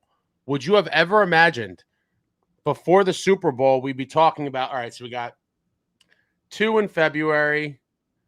And it's home game heavy. I forgot how home game heavy it was. That's 5, 8, 10. Oh, yeah. 12, 15 home games left. Yeah. Oh, yeah. That box office number is going to go because very fickle market. People will go pay to see a contending team. Yeah. They're not going to go pay to see a team that was out of the playoffs February 3rd. I said this in the video I did tonight after the game, that I hope that Devils fans stop giving this organization any of your money. Do not buy tickets. Do not pay for, season tickets. Do not buy food. Do not buy merch. Do not give them a penny of your money until it hurts, until they feel the squeeze and do something. Or do what we did during the Lindy Ruff situation. Boo. Get the fire fits. The fact, and this I think sets me off almost more than anything right now. The fact that there are not raining down from the stands fire fits cheers like there was during the Fire Lindy situation is insane to me. Now, maybe the broadcast that I watch just doesn't pick up the audio, but like it should be every single home game, fire fits from fans. Because if they don't hear that the fans are pissed off, not just like in online spaces like you and I are, but like in person, like it's never gonna come across. We like fans have to start getting more vocal about stuff. I would love to see it, but I've said plenty of times that I do believe now, and it wasn't always like this back in the day, but now it seems like the majority of the people at games are super casual fans, man. You'd be surprised how many of them don't even know who Tom Fitzgerald is. Like people just go, oh yeah, I have a Devils jersey. I like to, go to a couple games a year. Like they're not, it's just very different. Like back in the day, back in the glory days, mm-hmm. The majority of the people at the games were, I would say, definitely above casual fan level to a lot of them being hardcore fans. Now it's like very casual. They're in more of the kind of entertainment space, if you will. Like this mm-hmm. is not catering to the hardcore fan. This is catering to people with disposable income that will go pay to see the only professional team in the state of New Jersey for a night out. And when they lose, they don't give a shit. They just go back in their car. They go home like, Devils lost, whatever, life goes on. Yeah. Not psychotic people like us talking to a camera, and the even crazier people watching it and spitting venom with their fingers in the chat. Like, but it is, I do think it is, online spaces are a somewhat reflective kind of view on how fans feel. But the problem is the people that are still paying to go are probably not on Twitter, or they're not on these things, and they're not writing all this stuff. And so as long as any sort of large groups show up for the games, maybe they won't feel it. But I do think there will be some very, very lightly attended games down the stretch here, because people are not going to be buying tickets that don't already have them to go watch a very bad hockey team for a lot of money. Well, that's the thing. I can't remember where I heard it. I think it was, honestly, it probably was on social media. So I don't know how true this is, that there were tickets in the lower bowl for like $15 to $20 tonight. And like, I believe it. And again, as someone who comes from like the Toronto area, that is unheard of. You're not paying anything less than like $50 to $120 for a ticket on a regular run-of-the-mill night against like the Columbus Bluejackets, or like, I guess us at this point. So I get why people are like, I'll just go to this game. If we lose, we lose. But hey, I get to pay my $15-20, get a ticket, sit, have a good evening. If you can call losing 3-0 a good evening. But I mean, it is what it is. I don't blame people. I don't blame the organization for catering to the more casual fan base. Because you know what? I would probably save myself a lot of stress and a lot of vocal damage if I was just a casual fan. But like I get that, but I think even casual fans can sort of smell that the dog has gone number 2 on the carpet, and probably there needs to be some sort of change. Like even if you're a casual fan and you're just like, damn, why do the Devils keep losing? Something has to give. Like even if they don't know Fitzgerald or Keefe, or hell, even the guys' names on the team, there's got to be something where they go, man, this team really sucks, doesn't it? And like maybe that's the That's the porthole. That's the keyhole to get them into being like, well, why do they suck? And they start like looking more into it. I don't know.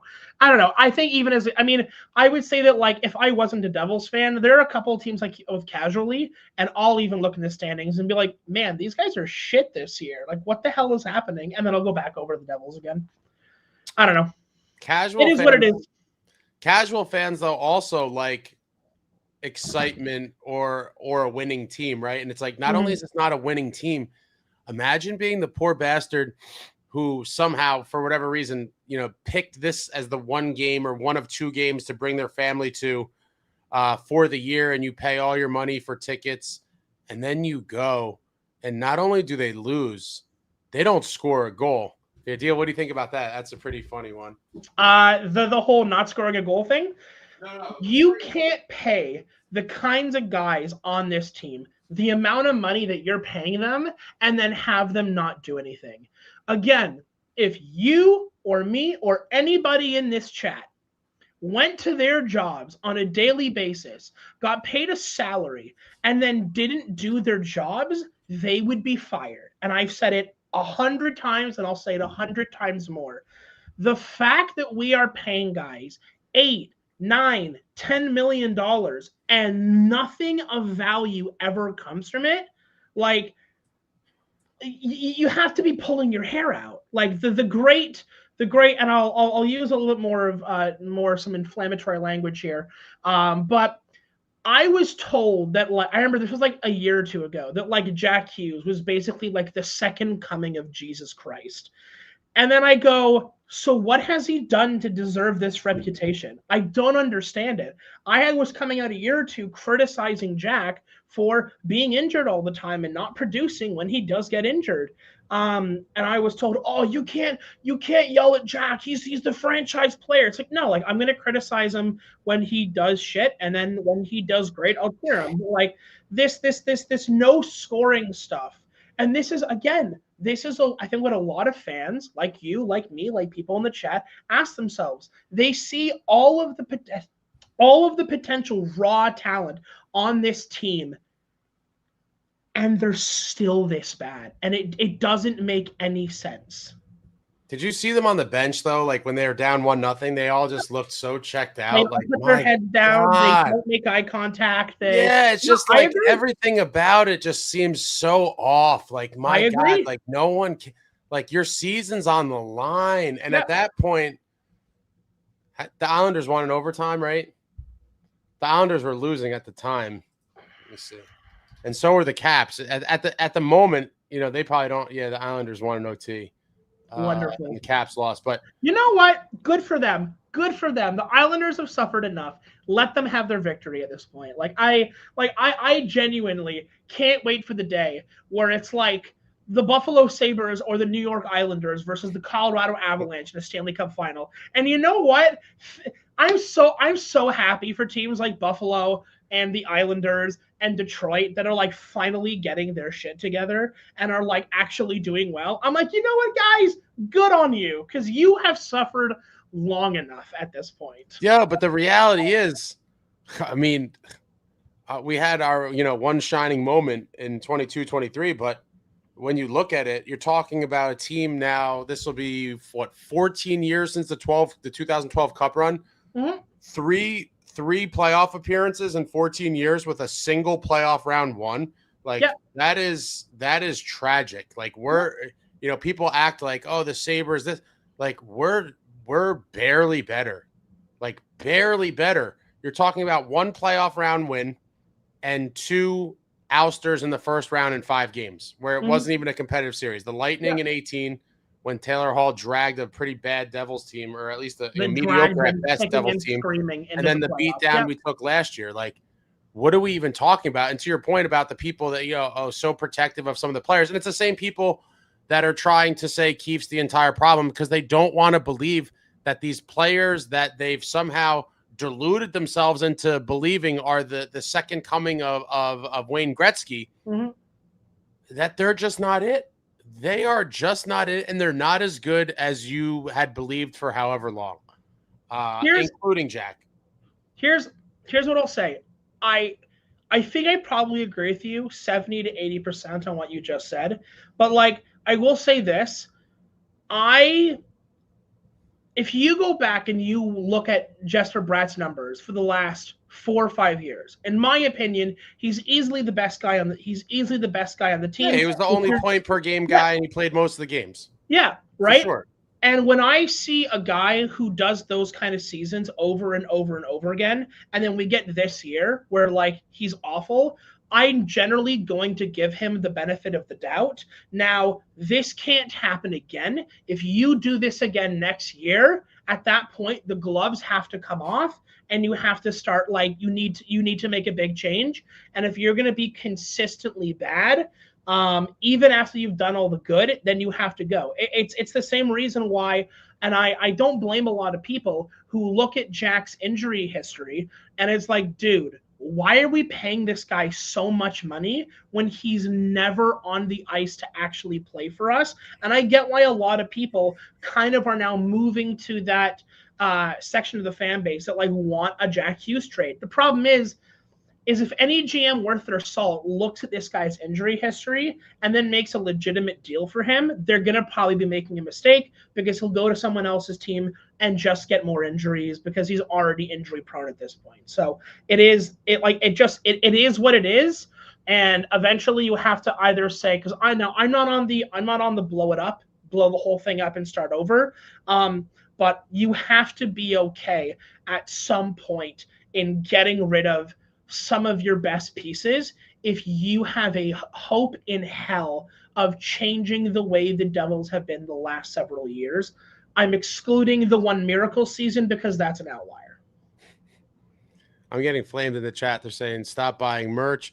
I haven't bought any merch in quite some time, guys. I have a problem, but I've firmly hit the brakes. Let me see. I got an email from a rep today. I'm thinking of replying with fire fits. You should send it. Send that email. Yeah, I would. I would just be like, hey, people, I don't want to renew my season tickets. I don't want to do anything regarding with this team. I am unhappy with the ownership and the general manager of this team. That is why I'm not renewing. And again, if enough reps are hearing this over and over and over again, maybe they say something. I don't know. Richie says, Austin, the problem is the fans attending your casual fans. They barely cheer when we score.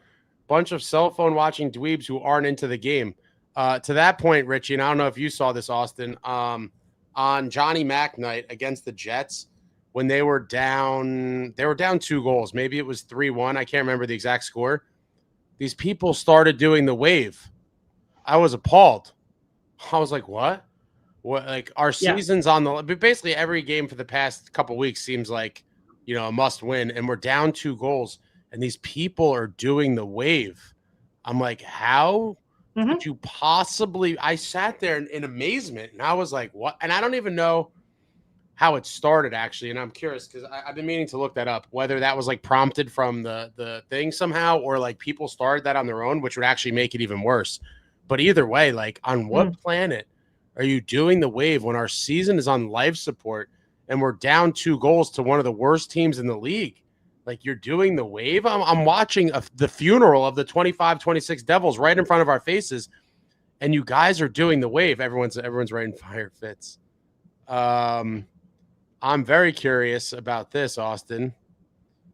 You're a little bit younger, but probably closer to my generation in terms of fandom than some of these people.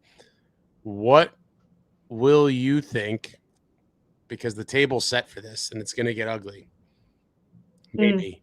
What will you make of a world where number 86 does not play Thursday against the Islanders, but is on the practice ice? Again, there's about a week between the first USA game. But he's out there on the practice ice for Team USA, which what I would imagine would probably be only a few days later. And again, practice and game's different, but the optics behind that, what do you, because the people are already bloodthirsty. I think it's going to get crazy. So here's my take. First of all, for context, I don't think he should have made the Team American roster. Totally separate issue, but a lot of people think that. Yeah. In terms of whether or not he plays if he doesn't play on Thursday and then he's on the practice ice, optically, obviously, it looks horrible. It makes it look like he's not committed to the team. It makes it look like he needs a well overdue break from the pain and suffering of not doing anything all year on this team. Optically, it obviously looks bad. I generally tend not to focus on the optics of a thing because I think that leads to people coming to some very weird and strange conclusions. I think the root of the matter is, does Jack Hughes care about New Jersey? And unfortunately, until a reporter shoves a microphone in his face and asks him that question point blank, I don't think we're going to get any clear answers on this. Again, optically, it looks really bad. But like, I don't like to engage in the conspiratorial side of like fandom and things like that. It is what it is. They drafted him on the team. He has to show up there. He's required to do so because he got picked on the team. Whether or not he should be there, separate conversation. But like, at this point, it is what it is. If Jack doesn't play, the team will lose. If Jack does play, the team loses. Either way, at this point, New Jersey's not winning, regardless of whether Jack is there or Jack is not there. Yeah, it's I don't know, it's kind of a tough one. And now I think it's even murkier because if they won tonight, I think he definitely would have probably tried to play. If you're him, and that I guess would show that he really doesn't care. You would have to believe he would be aware that, like, if I don't play this game and then go play in the Olympics, it looks pretty bad. So if nothing else, I should play this game to kind of save face. Mm-hmm. But now that they lost tonight, and I hope I'm wrong, but now I think he's not going to play because he's again, like, why not just get the extra rest, right? The season's over, and that's going to fuel a lot of people even more. Yeah. Even more. And like most things, I do think the truth is somewhere in the middle with this. Probably. But he probably sees the Devils as a sinking ship and probably wants to get away and a break from all of the losing. But at the same time, like, I get why people would be pissed at that. It's like, dude, you have an obligation first and foremost to the Devils. But like, let's say he doesn't show up and he's like the first guy to ever like refuse to be drafted to like an Olympic team. I think that also looks pretty bad as well. I think he's screwed either way at this point. Yeah, it's rough, man. But people are just fed up. Like when you go through the injury history, then it's like, is every year the same question is there going to be another injury this year? And then there is an injury, but in an unprecedented turn of events, it's not on the ice and it's at a restaurant. And people are like, are you kidding me? Like, yep. You finally didn't get injured on the ice, and then some weird shit happens that will, I guess, probably not anytime soon know the real story, but certainly one of the fishier things we've seen in quite some time, to then miss a ton of games. And then when you come back, still not 100% as a result of the same thing. And it's just like, at some point, people are just just fed up because it's like every year it's something with you that's derailing our season. And now you have this. And so I certainly understand it and I feel bad for him, but I think to some extent, he's putting himself in these positions, at least this year, with whatever the hell happened at the restaurant and then not playing in potentially that game on Thursday, which now is sort of meaningless. I mean, none of them are meaningless. Like, until you're mathematically eliminated, you're technically in it. But, now it's let me see. Islanders ended up winning, freaking guys. Not that it matters anyway, but. I mean, like, again, like for me, it is what it is. If, like I said, when Jack plays, we lose. When Jack doesn't play, we lose. At this point, with how bad the Devils are doing, to me, I just like. I don't think that having Jack there is like the holy solution to like turn things around. Guy's basically playing with one hand. I say let him go to the Olympics, let himself get more hurt than he already is, and then when he gets back, just scratch him. Just say no, you're not playing. You think there's a chance he gets shut down for the year? I don't think that there's a chance in hell that they would actually do it, but I think sometimes it's not about the scratching, it's about sending a message that, like, if you're healthy enough to play for the Olympics, then you need to get your ass out there. But if you have too much of an injury to play for our team, then you probably shouldn't be going to the Olympics either. And that's why I think... Whoa, wait a minute. That's a little bit different than what you just said a couple minutes ago. It seemed like you were giving him the pass, and now you're like, wait a minute. It's not about giving him a pass. I'm saying it is what it is, but like from the optics point of view, it looks really bad. Yeah. And a lot of people are like, he's just resting up for the Olympics, which I from a few days ago, I thought for sure he was going to play in the Islander game. Mm-hmm. But now I am not so sure at all. We'll see. And it's going to get ugly because it's already kind of there. People were already kind of acting what I would have expected them to act like if we already hit the Islander game and he didn't play, right? And now it's like, oh, you're this mad now, and it didn't even happen yet. Mm-hmm. What is it going to be? Did you see the interview from yesterday?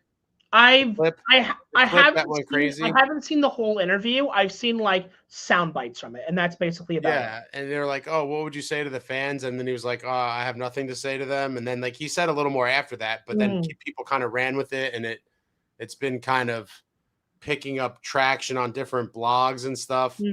Yeah, man, it's just sometimes, but yeah, it's just not caring, I guess. Like, I think that's just what it comes down to. Some guys are more cognizant of it and try not to put those juicy kind of sound bites out into the universe. And maybe at the time he didn't realize that it would be one. Yeah. But it certainly has. It was all over X. And people are like, oh, you know, he doesn't care about the Devils, which I don't think is necessarily true either. Yeah, neither do I. But I'd be lying if I said I thought he was 100% committed to winning. I'd be lying if I said that. There's just too much evidence of things out there for me that, like, you know. Here's a question for you. If let's move away from the Devils, because we're all emotionally invested in the Devils, right? Mm-hmm. We're fans. We're going to read into things. Let's take a look at like Vancouver. There are some of those players on that team that are going to be playing in the Olympics.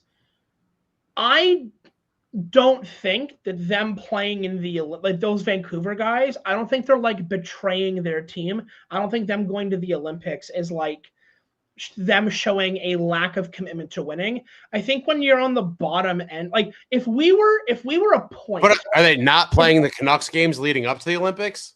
I'm saying let's say they missed the last game before the Olympic break. Let's take the Jack Hughes situation and literally 1-for-1 it, right? I don't. Well, when he's you're missed what? Tonight was game 3. Mm-hmm. Are we? Wait. So Predators, he got hurt right away and didn't. You know. So we'll count that one. Yeah. So that's what Preds. What was the one after that? My mind is blank.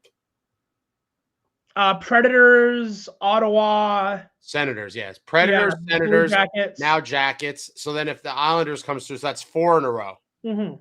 I don't think that, like, if and again, I think that context is important.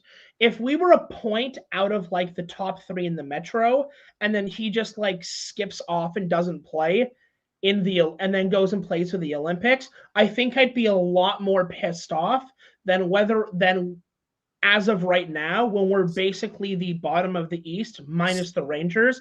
And so you're being situationally lenient. Yeah, I think there's a difference, right? I think if you're see that. I think if you're in the heat and you're in the race to like make the playoffs or be like in the top 3 of the Metro, and then you skip out, I would give people a full pass to be like, go ahead and shit on Jack. I totally get that. But like, this team isn't going anywhere. It just isn't. Like, Jack playing in the Olympics is so far down my list of priorities on what I'm going to be mad about this year. It almost doesn't matter to me. I can see that point, and the fact that they lost tonight. Because I was thinking about this earlier, and I was talking to one of my buddies. I'm like, dude, I really hope he plays Thursday because the Vultures are going to be out. Like, they're already out. 100%. And if he doesn't play Thursday, but the fact that we lost and now it's like all but done. I mean, I tend to probably fall on your kind of range of things just because it's just like we're so cooked now that it doesn't even matter. Like it's almost irrelevant. But I feel like the best way to go about it, and it's a tricky one, I guess you just have to let people read between the lines. But like, yeah, could you make some sort of statement or something? Yeah, I don't know. It's tricky, but like you can't straight up come out and be like, we suck, and I'm not gonna, I'm just gonna take the extra rest versus playing in a meaningless Devils game because obviously they still want people to be the casuals. Mm-hmm. Like, maybe they'll still make it, but now they're 9 and 10 points out now. I mean, it's over. Yeah. I'm not expecting a miraculous comeback. 10 points out of a wild card and 9 out of it's so. I mean, oh my god! You have to win 5 games in a row and make sure every team above you loses those 5 games. Yeah, it's not a statistical impossibility. Yeah, the Rangers are so bad, huh? Oh my god! Yeah, 50 points. The only silver lining to the season. I don't even care about them, honestly. It's just at least if we suck, they suck too, I suppose. But I mean, wow, like. Who ever saw this coming? I mean, wow. It's really sad. Let's see what these people are saying. Yeah. Let's see what we got here. B now says, it's simple as Austin said earlier. Does Jack committed to winning in New Jersey? Yes or no? If not, you can go. Well, I mean, I don't think any media would actually ask that, but I mean, I think they should. I think just straight up be like, "Are you committed to winning in New Jersey?" And then and then if he bails on the question, I'd ask it a second time. If he bails on it again, if I was the reporter, I'd be like, "Okay, wow. we have our answer." I'm trying to envision what I would anticipate his reaction to be to that. I think he'd be like, "What?" That would be a pretty good one. Yeah. I think he would probably get a little. Look, he gets a little snippy. These guys are public figures, okay? These guys are public figures who are making millions of dollars. If they can't handle being asked legitimately difficult and sometimes hard-pressing questions, you're in the wrong line of business. Well, that certainly shouldn't even be a difficult question, honestly. It should be like a snap answer. Question in the world. Yeah, of course I am. Done. Yeah. Oh, I don't agree with this. Brian says, this crap is exactly why NHL players should not be in the Olympics. Leave it to the kids. I could never get on board with that. What's your thoughts on that? I like having NHL players in the Olympics. I think it's so cool. I think it's so because I think the NHL is filled with so many guys from so many different parts of the world. And it's so cool sometimes to watch guys actually get to express like how passionate they are about like representing their own country. In Canada, we don't really have a whole lot of like national pride. We're not out here like, yeah, we're proud to be Canadian. I mean, although the Trump thing has sort of made it a little bit more, but like it like take the Four Nations face off, right? And how absolutely cool that was when you saw guys like getting to play for their country and having interviews where guys say, I love playing for my country. Let the boys have at it. Let them have the Olympics. And you know what? I do get it from a business side. You don't want your, multi-million-dollar assets getting injured in the Olympics and then not being able to play for your team. But you know what? That's a risk whether they play for you or play for the Olympics. Let the boys have at it.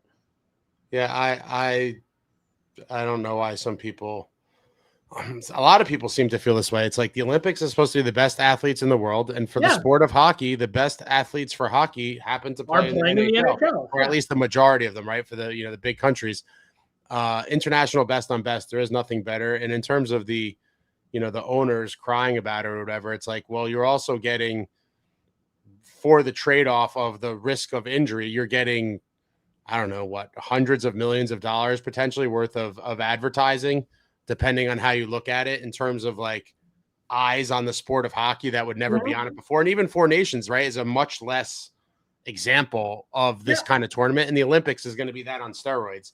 And if somehow USA and Canada play in the gold medal game, I'd imagine that would shatter. Did the Four Nations final break the non-Olympic record for a hockey game? I think it may have. It might have. Well, if Canada and US play in the gold medal game, I think it would destroy records, especially the lead up. All they'd be showing is all the history, you know, the 2002 gold medal game, the 2010 gold medal game, the Four Nations multiple games. So I do think in terms of growing the sport, Olympic hockey it doesn't get any better. And I really hope USA and Canada play in the gold medal. I'd love that. I would love that. You think it's going to be Binnington the whole way for them? I don't know how Binnington made the roster. I'm going to be honest with you. Dude, he won. He won the big game for him last time. I mean, sure. I don't know if it's. Unfortunately, the Canadian stock for goaltenders has unfortunately gone off a cliff. Yeah. I remember growing up watching it be like Brodeur, Luongo, and Brodeur, Marc-Andre Fleury, and Roberto Luongo, and then you had Carey Price in there as well. And I was like, this is like the creme de la creme of goaltenders, right? Not only in Canada, but like around the world. And it's nosedive since. I have no idea if Binnington makes it through. If he does, great. If not, that's what backups are for. We got Titus Dream says, I'd rather they ask Jack if he's committed to the gym. Dude needs to bulk up. He gets launched like a toddler. What do you think about that? Absolutely 100% true. Hit the gym. I think the defense would be, you know, he's been rehabbing injuries every offseason for the past. And you know what would help with the rehabbing of the injuries? Going to the gym. I don't know. That's ironic coming from me, of all people, but like. You're not in the NHL, bro. You're just I'm not in the NHL. The standards for me should be different, okay? Absolutely. Professional athletes definitely should be in the gym. People have complained about this for a while. I think there was like one summer where he got I forget if it was after his rookie season or his second season. He got like slightly bigger, but not much. Like still very, and a lot of people are like, oh, that doesn't matter. And it's like, I tend to disagree with that when you see, especially playoff hockey, and everyone's like, oh, he'll never make it through 4 rounds. Like I always tell people, like, let's just get to the playoffs before we worry about him surviving 4 rounds. Like we can't even get there. Yeah. I mean, I remember it was either a season or 2 ago, after the off season, and you started seeing reporters come back to start covering the Devils again. And like Nico Hischier got massive over like a summer or 2. Like it was crazy the difference that Nico put on. Where it's gone, who knows? No one had the bigger bulk up than Nemitz. Nemitz. Did you see the pictures from the summer? He put the pictures up, and then he came in and was like, okay. He kind of, I don't know, man. With the scratching when in his injury, like, he was on fire, and I feel like he's been super quiet as of late. Yeah. What the hell happened to him? I guess it's just the whole team, right? Like no one's scoring goals. Yeah. Shut out at home. And I've said it before, because I remember during the game someone saying it might have been Danico, I can't remember, where it was like, well, hopefully like Nemitz steps up and like scores a goal for this team. And I'm sitting here going, why is it on the defense to score a goal? Why can't the forwards just do that? I remember there was one video I watched years ago of Steve Dangle, who does similar YouTube stuff for the Leafs, and people were coming down on Frederik Andersen, and one of the quotes, I think it was, what is Frederik Andersen supposed to do that the rest of the team isn't? Is he supposed to score a couple goals, get the assists, buy the tickets for the flights? Like, what more do you want him to do than stop the puck? And it's the same thing with Nemitz. Dude is a defenseman. Whether you are an offensive or a defensive defenseman, you're still a defenseman. Your goal is to defend. If you're a forward or an offensive player, then you need to score goals. Why is it on the defense to score here? I don't understand. And why is the onus on a guy like Nemitz that's been in the NHL for like 3 or 4 years, and not like guys like Meier or Bratt or Hughes that have been here for 6, 7, 8 years? Like, it doesn't. Sorry, I gotta stop because I could go on for hours at this point. It's such a drought season. They're like, oh, who could get hot? Like, wait, nobody? Nemitz is the only hat trick this year, right? Correct. No. I think someone else had a hat trick this year. Did Nico have one earlier in the year? He had one last year against the Predators. Yeah. Did he have another one? I can't remember. I can't remember. Like my memory goes back until December, and then it all just like dies.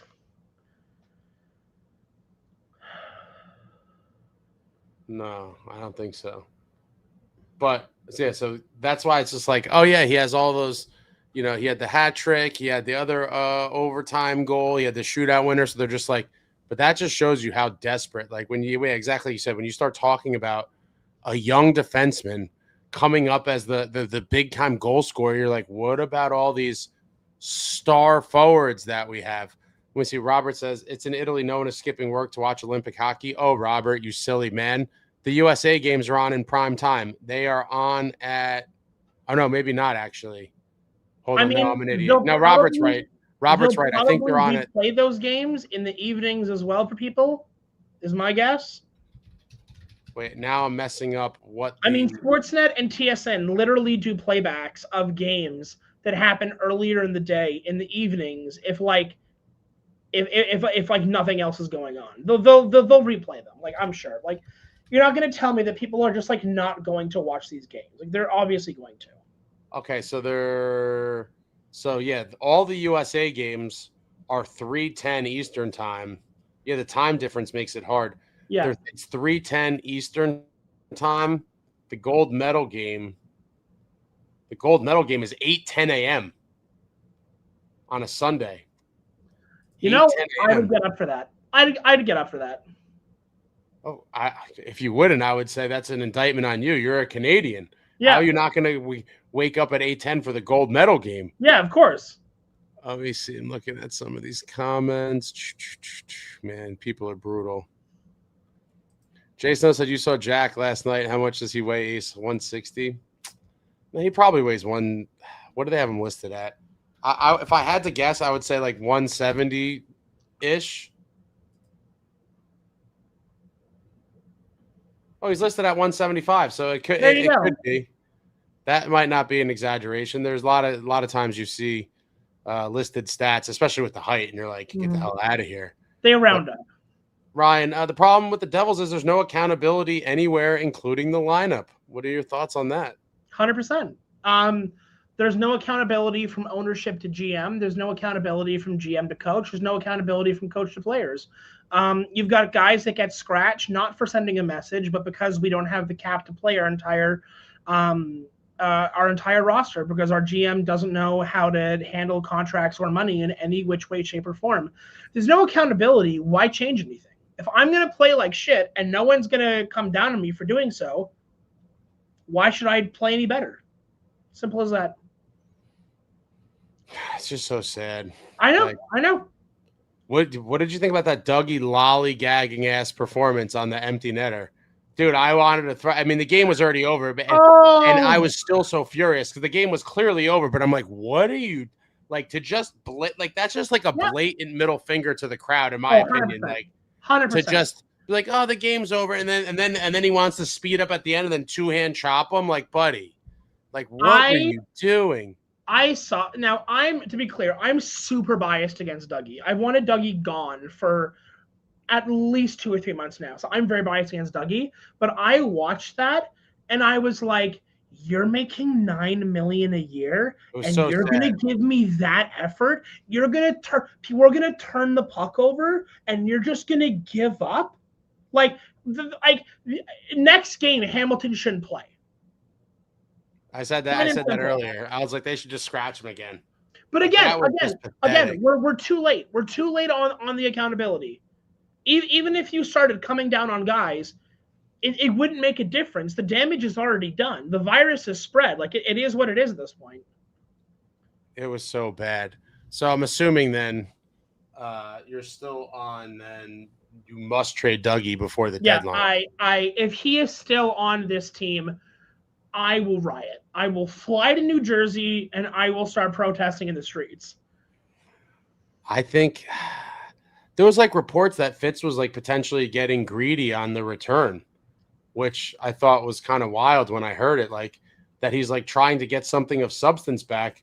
And the whole time leading up to that story, I was thinking he was just going to take a victory with getting someone to take him with no retention. Like I thought that was the win, but apparently that's not enough of a win for him, that he needs to feel like he won this trade too. And that's a thing that people have kind of pointed out about him in the past, is that like he has this, I don't know if it's a requirement per se, but like he wants to feel like he wins every trade. And it's like, that's why he's not making a lot of trades. And it's like, buddy, what are we doing here?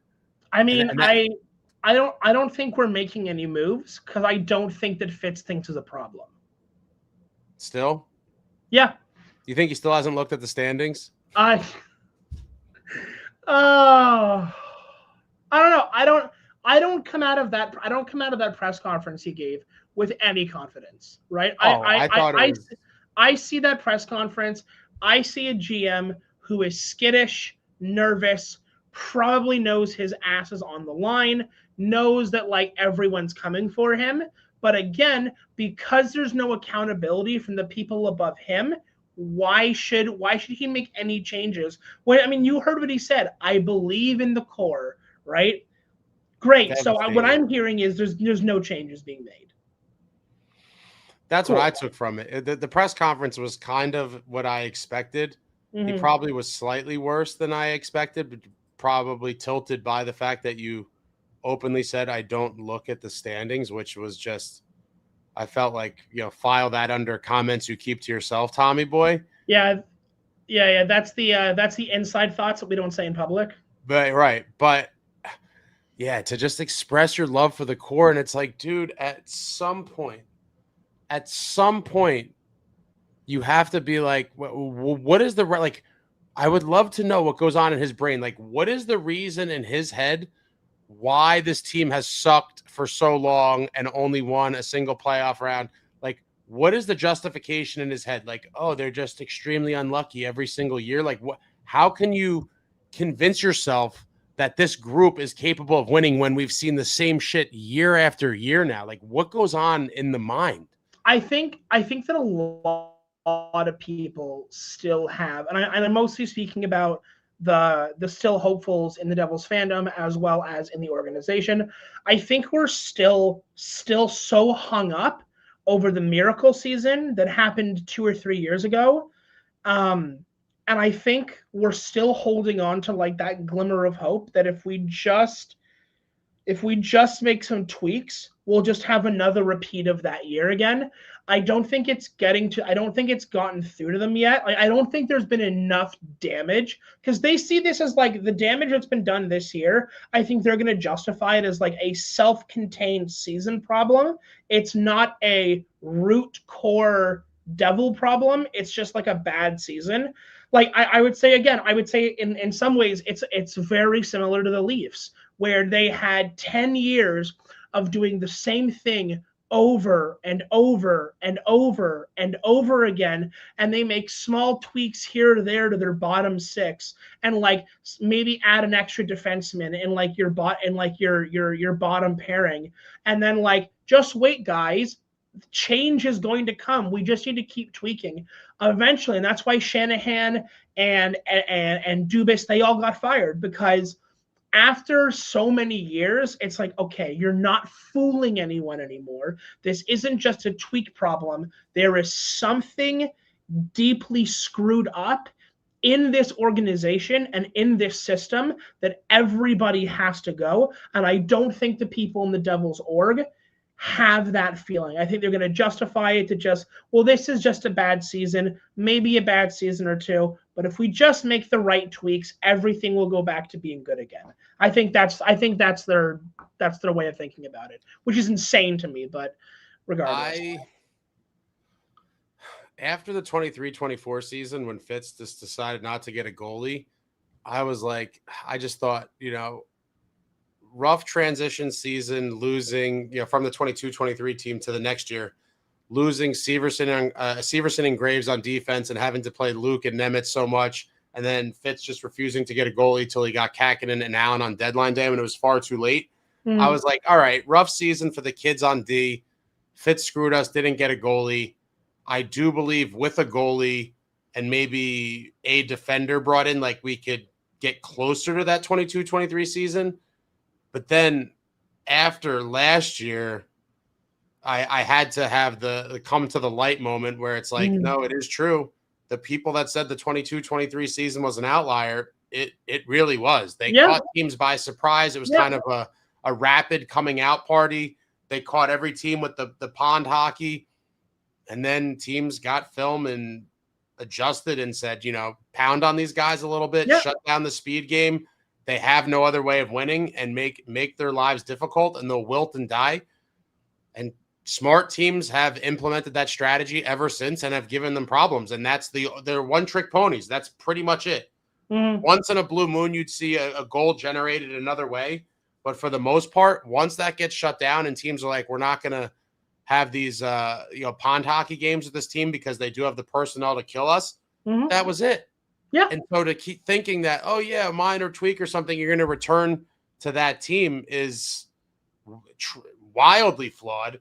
And it's not even like, oh, they're just going to miss this year and like, oh, they had a decent season and they just missed. Like, we're legit one of the worst teams in the league. Yeah. And so if you believe, and I do agree that this could be a possibility, that they're going to come up with whatever crazy justifications and that this was in a silo and there was obviously injuries, right? So that played a big part because that's a new concept because that hasn't been a constant for the past 3 years either.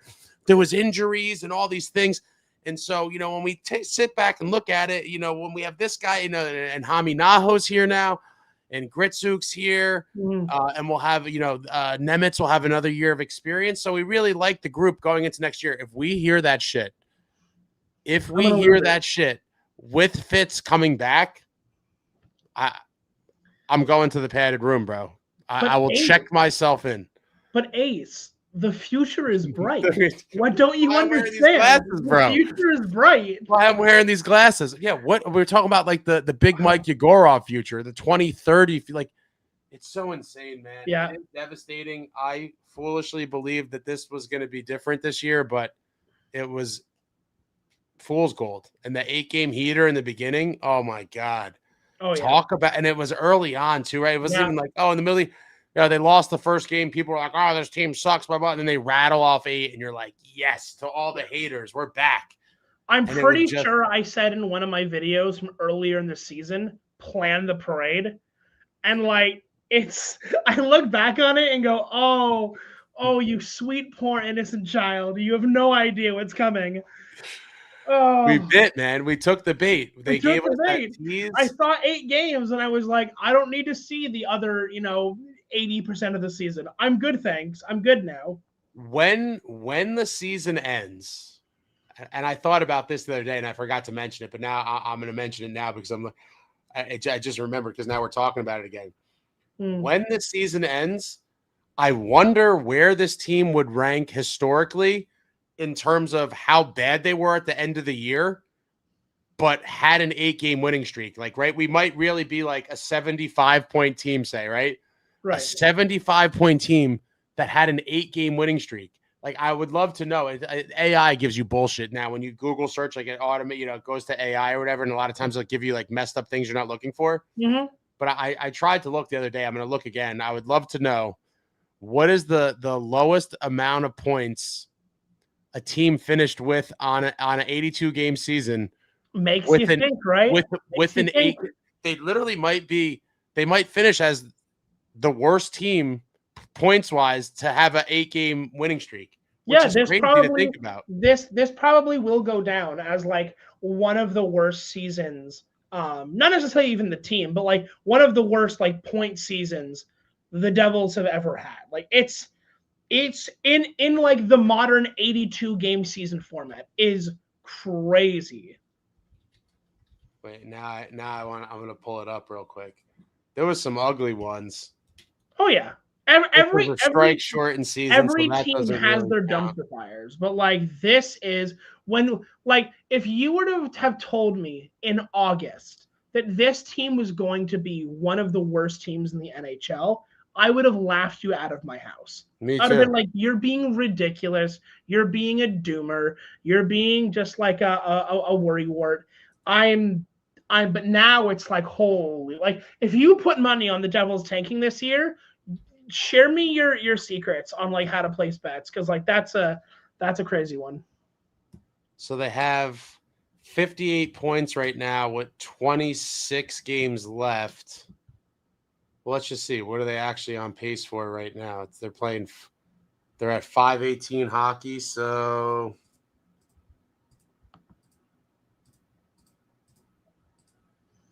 they're on pace for 85 points. Oh my god. But let me see something else. That still, even with how bad they've been, that 8-game winning streak really does kind of. So in 13-14, we had 88 points. 14-15 is 78 points.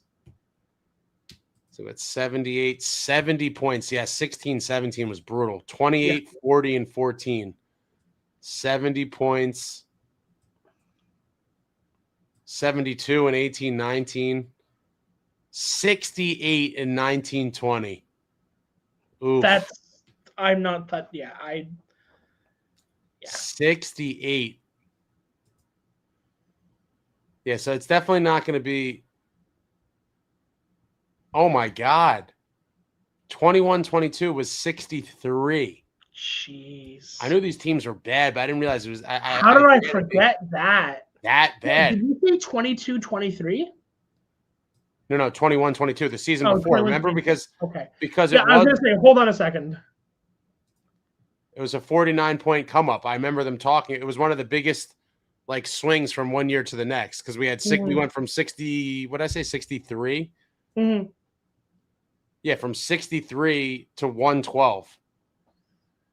That was part of why we caught teams by surprise too. We were god awful the year before, and then we just came out flying in 22. It was like, oh my God, this historic turnaround. Mm-hmm. But no, they just caught teams by surprise because we were so bad the year before. Yeah. Fuck, what we got here? There's still an active chat. People are pissed. I know. I mean, I don't. People are pissed. I don't blame them for being pissed off. No, neither do I. I think tonight was like, there was people still holding out hope and just hoping to keep the live support. We keep saying this after every game that there are people. Oh no, tonight was officially the end. And then it's like, no, I was just saying for life support. I had the life support hope. I always say, like, listen, this win doesn't mean much. We keep the machine plugged in. But now I think it's been officially unplugged. It's a wrap. We're now 9 and 10 points out. It's over. And again, more so than the actual numbers of that, the fashion in which they lose is just so ugly. To not score a goal, to show literally no heart, and punctuated with that Dougie Hamilton lollygagging bullshit. Crazy. At the end of the game. I don't even know why he chopped the guy's stick at that point. Like, what? You realized you had a bonehead play, so you just gave him. You realize you screw up and basically threw a temper tantrum at the guy who beat you. That's basically what it was. At that point, I was like, I hope Olivier turns around and suckers him. Imagine he just turned around and just like, oh yeah, that would have been. No, can you imagine he scores and then like Dougie tries to jump the guy afterwards? Oh no, Dougie knew exactly who that was, bro. He wants no sauce with that guy. Yeah. That he would have left in a body bag. When the streak made me feel hopeful but not foolish, there were still major flaws on display. Sure, but usually tragic teams don't win 8 games in a row, regardless of how they won and they got lucky and some puck luck and breaks. Cool, but it's still 8 in a row. And that, man, I'd rather watch my Sarnia, is that GOJHL team that tries hard and hasn't won a game in 39 this year? 0-39? Damn. What is GOJHL? Is that like Ontario something Ontario Junior Hockey League is my guess. Obviously, I didn't even watch the game, bro. I have no hope anymore. There's no this team has slowly but surely sucked all of the hopes and dreams of a fan base entirely. And yeah, man, I'm counting the off season started tonight for me. Obviously, in terms of I'm always going to watch the games, I'm still going to do all this and blah blah blah. But in terms of like watching meaningful hockey games, like the off season has begun. Yeah, you're talking about we are 8 months away. Thank God I have the Olympics. Without Olympic hockey and the hopes of a USA gold, or at least a gold medal appearance to make it interesting, I would be just so down on the sport of hockey. Canadian gold. Just let me correct you on that. You might not even wake up for the game. I can't take you serious. You might still be sleeping. You're gonna watch the replay or the DVR. What are you gonna? Are you gonna record it and then just turn off all your devices and watch it on like 3-hour delay? Oh man, Canada, bro. Their team is loaded. It's when you've got Sidney Crosby as a third line center, you know your team is stacked. Has to be one of the best. I mean, and they've had so many great teams, but that that 2002 team was pretty lethal too. Yeah, I mean, they're all good. Obviously, they could make like a B team with guys that outplay like 80-90%. That could possibly the B team could possibly win a gold medal as well. Yeah, like that's how many guys they actually have. 100%. What do you think about was it Cirelli got hurt, right? So they put Sam Bennett in. Dude, I wanted the Devils to make a run at Sam Bennett so bad, dude. But I knew he wasn't going to leave Florida. That's a win. So for the people that aren't aware, like that's a winning culture. I've talked about this a million times, but they wanted to stay there. They wanted to run it back. They all left money on the table to sign there because the team is a winner. Yeah, we are a loser culture, loser mentality. Have to overpay guys to come here. The Florida Panthers are like the Kansas City Chiefs of the NHL. You don't end up in 3 Stanley Cups in a row, win 2 of them, if like at your core, you are not a team which like the gold standard still applies. And the expectation is always going to be there. Oh, Ethan says, I'm only going to the game Thursday because I got glass seats for $45. This is how they're going to bring the people in. Some people aren't going to be able to avoid the juicy discount.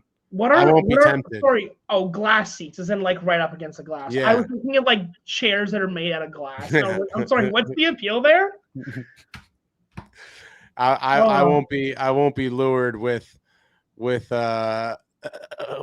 cheap tickets. Just the whole process of going to the game and like.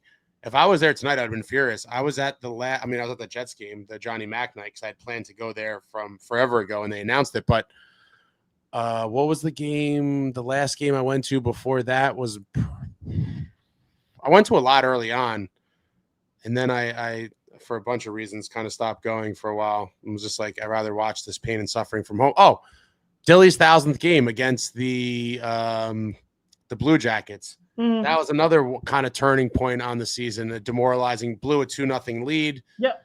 Dilly kind of got cheap shotted. Then we got our ass kicked in several more fights throughout that night. Like that was another one where it's just like in these big time moments where you get truly tested and kind of thrust into the fire, like you literally do not show up. No. I keep forgetting, and my apologies to whoever it was. I forget. I always forget who. There's a lot of people. It's a lot of things to remember. But someone had said this is the like the least likable Devils team of all time, and I think I have to agree. Given what the expectations were and all these things, like at least some of the shit teams, you were watching, like, all right, we are in this rebuild. This is ugly, but the payoff is going to come. And this is a team that was just the opposite. Like they were supposed to be very good, and they're very bad. Oh, we got. I don't know about unlikable, but I would definitely say like this is the most disappointing team ever. And I'm gonna go likable because just the offensive ineptitude. No, this is not Steve the Maniac. I talk about my buddy Steve the Maniac, so he must have thought you were finally Steve the Maniac.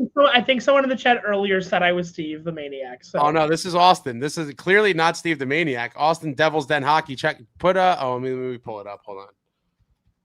Oh, someone referenced Steve the Maniac. I've been trying to get Steve. I thought I saw someone in the chat do it, so I was like, "Oh." I've been trying to get my buddy Steve the Maniac to come on, but he just refuses. his rants are hilarious. I really want him to come on, Right. but he just won't. He got like shy on me. I don't know why. But check out Devil's Den Hockey. My man Austin. This is not Steve the Maniac. Steve the Maniac will not appear on the program probably ever again. But I just dropped the link to Austin's channel, Devil's Den Hockey, in the chat. So hello, Asen. This is Austin. I'm done. Something must change. Trade either the Swiss boys, Meyer and Siegs, or the Hughes brothers. A big shakeup. Devils fan since 2017. Greetings from Switzerland. So you're a Swiss citizen advocating to trade them. I'll tell you this, and this might be a hot take. You ready for this, Austin? If I had to trade one of those two groups, I'm going to leave the Swiss boys intact.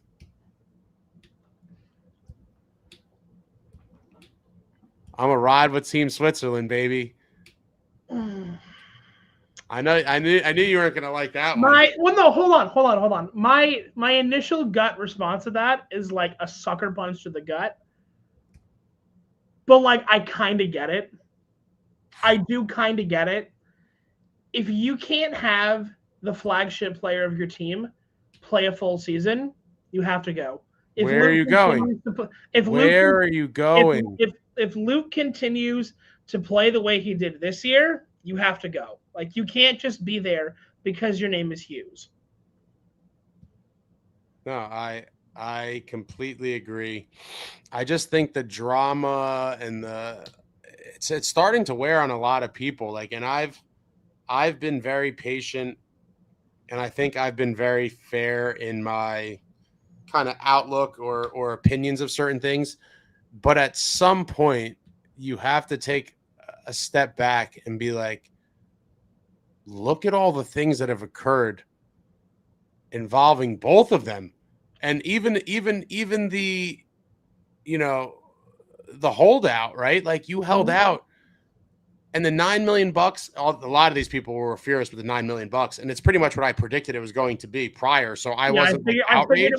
I figured it would be 8 or 9. Yeah, I wasn't outraged by it, and I understand you're basically gambling on the future value. People don't want to hear that. So as soon as you don't perform in year one of the contract like a $9 million player, they're out with the pitchforks. But I did also believe that was a very calculated next step in getting Quinn. Like, all right, we lock him up, and now they're both stuck here for a while. Jack had 5 years left or whatever. So it's like, if they ever want to play together before they're old men, like, clearly, whether it's in a trade or free agency, we bring Quinn in. But then it came and the ball was dropped, which is unfortunate because I do think that would have helped a lot. I don't know that that's solving all the issues, but I think that Quinn would mask or at least ease the pain of a lot of the issues. Like, how many times you see we kind of just can't get out of our own end, or, can't get clean entries into the ozone. Like, he's probably, and Jack is very good at it, and Luke is okay at times. But Quinn, like, I'm sure you've seen the, all the numbers and all the shit of, all of his metrics and everything are insane, like ozone time and blah, blah, blah.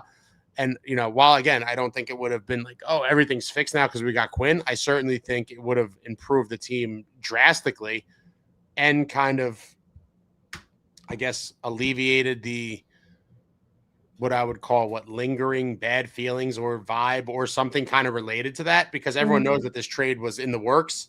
And I'm sure they probably even know who was involved. And then for the trade to basically fall through, and now all these same people are here, definitely not great. And that's like, and things like that makes me just go like, what, just fucking just throw the grenade in and blow it all up. But I feel like that's kind of premature and waving the towel. Like, we do have good pieces. You just got to figure out what to do around them. But I want to see what people said about what I just said in here. And I feel like that's a tough one, is always the complementary pieces, because those pieces are going to be constantly swapped in and out year by year as the team either succeeds or fails.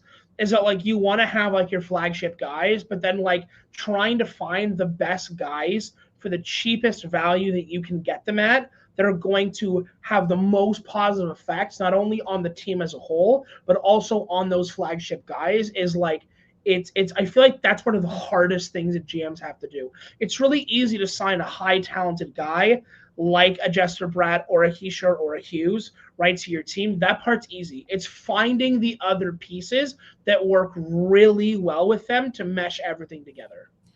I think they just got to be, very different types of guys. Like, it's just the redundant, a guy like, I'm not saying him specifically, but I remember I think it was a couple years ago in free agency, like I had Tyler Bertuzzi high on my want list. Mm-hmm. Like, give me a nasty guy like that, because obviously we don't.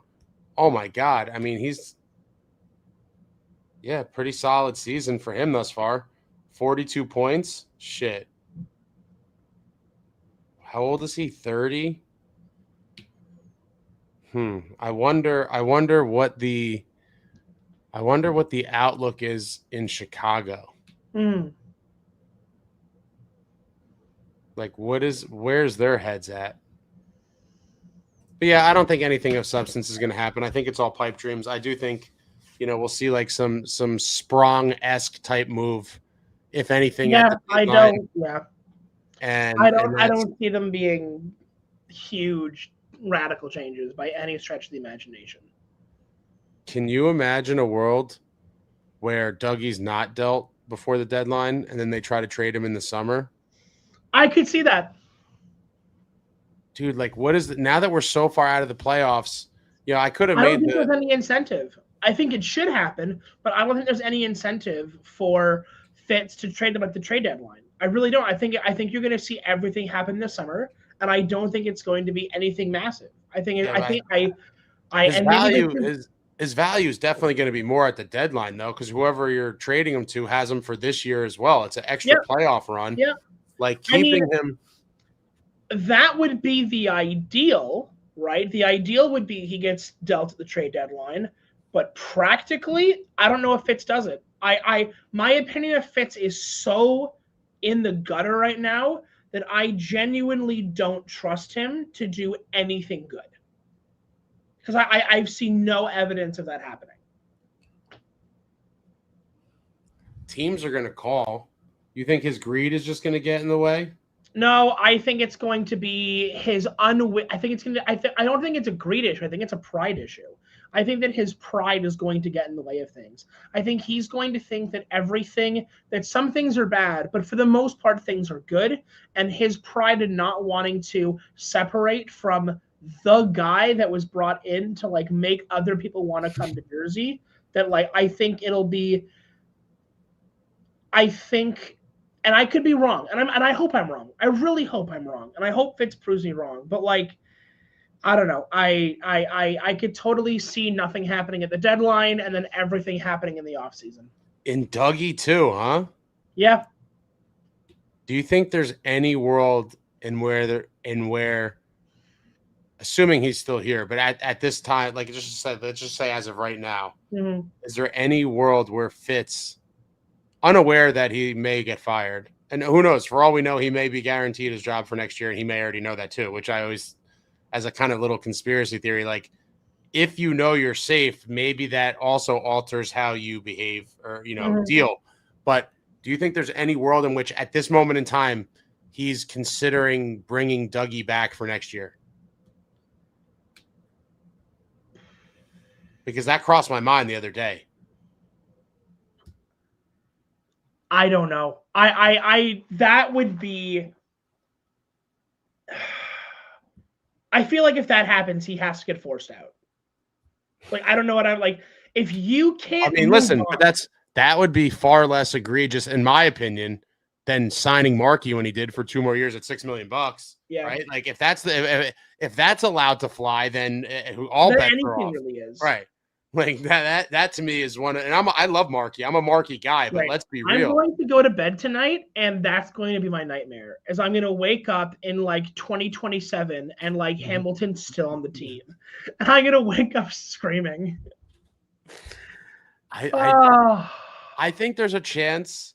Thanks, Ace. Thanks.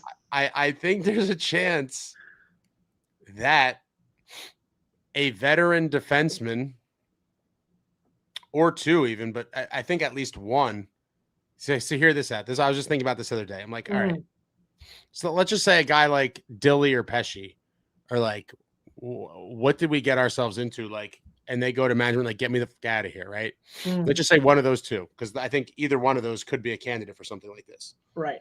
And they're like, okay, well, we originally were trying to trade Dougie, but now we have, what are they making? Like 4 or 5 million, I think, each one of them, something like that. One of them requests to be dealt.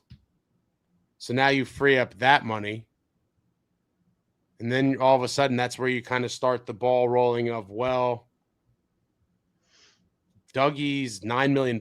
We had planned on shipping that out. We already fit him under the cap. Now this other guy's gone. We either replace him with a kid like a Casey and Edwards, or even like a Colton White, right? So they're like, okay, well, if they want to be out, we could get some assets, trade one of those guys out, and now all of a sudden we could kind of afford to keep Dougie. I could just see a world where it happens. I don't know. I don't think they're ever going to trade Kovacevic, but with that right side being crowded, like, I don't know. I could just see a world where the chips fall. And it seems like Dougie, and I do judge guys for this, it seems like he would rather not uproot his life than go try to chase a cup, which I think is, like, for me personally, is one of the biggest indictments on a player. Like, if you truly do not care about winning, like, you're not a player I really want on my team whatsoever. Right. But I could see a world where he's somehow brought back, and as crazy as it sounds, because I think there's other defensemen on this team that would relish in the opportunity to get dealt, because they do want to win. Yeah. They want to go somewhere where they're going to win a cup. If you're in the NHL and your ultimate goal is not winning a Stanley Cup, why are you in the NHL? That's the whole point. Like, I could see that. For me, even a guy like Siegs too, right? Like, does he have trade protection? Like, I could see if teams call, Siegs, Pesci, Dilly, basically the whole left side, right? Like, we have Colton White. They have put, I don't know what their overall assessment of it was, but they did force Nemitz to the left. I don't know if they'd ever want to do that long term. I'm just trying to think of how the pieces could fall where the Dougie thing could come into play. I don't think it's ideal, but if they are trying to have a competitive team next year, which, who knows what that would look like, right? But if they are, I don't know. I could see a world where they're like, you know what? Like, maybe, especially given how he played after he got scratched, aside from tonight's just absolute bullshit effort. That was just so bad. But I mean, what do you have, like 10 points in 9 games or something? Yeah. Like, it's almost like when you hold players accountable. Yeah. Change their tune. Like, Imagine if we had started doing this in mid-November. No. Do it to some forwards too, but I don't know. It could be completely coincidental. I don't think it is. And maybe he was like, shit, I better raise my game so that one of these contenders does want me. Because maybe after the whole incident left a bad taste in his mouth. Who knows? It's hard to tell where some of these guys' heads are at. We as fans are left like interpreting, like reading between the lines based on what things are said. At the end of the day, we truly don't know what goes on or behind those closed doors. We have no idea what runs through these players' heads. I think what probably happened, and it's probably the easiest explanation, is Hamilton got scratched. He was talked to, said, hey, we're trying to move people. If you don't want to be moved, start playing better, or we're going to keep scratching you. He gets unscratched, and he starts playing out of his mind. What do you think? I thought Nemo was going to be a guy they may have dealt. I don't think they will now. I think that would be a massive mistake. I think he was definitely dangled in the Quinn Hughes deal, obviously, as reported. But if he was never injured that most recent time or like scratched, like I said, it seems like he completely disappeared when he was on fire. I think that's going to probably hurt his value, because during the height of I'll call it Nemo mania, I was like, he would be completely justified in asking for the exact Luke contract. Like, literally, give me Luke's exact contract. I will not accept anything less. I now think now that kind of tapered off, I still feel like he's going to want $7 million. Oh yeah, right? I could see him asking for 7 or 8, and Fitz lowballing him at 5. Oh my God! Well, we're gonna see the latest. I can see that because, like, I don't think there's anyone on this team that Fitz cares more about than the Hughes brothers and Jesperbratt Meyer. I don't think there's anyone that he cares more about than those guys. And the idea that some random Nemo guy is going to make the same amount of money as Luke Hughes, I don't think Fitz has even thought that through.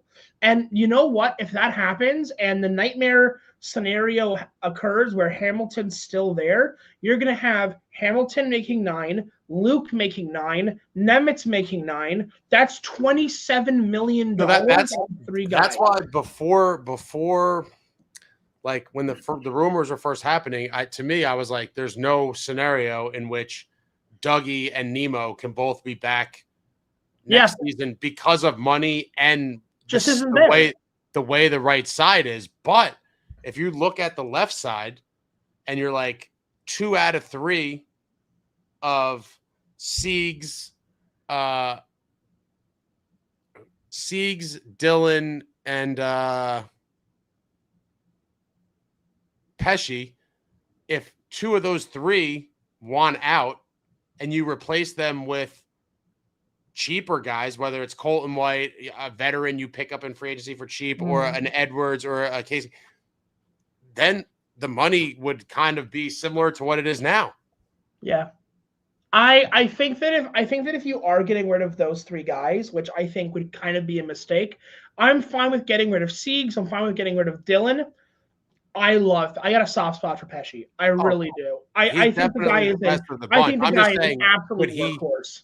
Possibly be like, I want the hell out of here. I feel like somebody's gonna do it. Yeah. I don't think there's any chance all 3 of them, but I think at least 1 or possibly even 2 could ask out or be asked to be moved out and replaced with cheaper guys. I don't know. I'm also down for the defense at this point. Like, if people want out, trade them. I would still, man. I'm a Dougie. I defended Dougie for a while, but that shit tonight really burned my soul. I hear you. On a stupid play in a game where our season, I don't know. It's just very telling. Like, that was your effort. At 2-0. I don't know. All right, man. I'm gonna let you go. I gotta get to sleep too. Everyone check out. Let me put the link again here. My man Austin, Devils Den Hockey. I'm gonna probably pop your video on when I'm in my bed. Yeah, have at it. It's a screamer. Just warning you now. Oh, it's a screamer. I had the volume down. It's a screamer. It's bad. It's a screamer.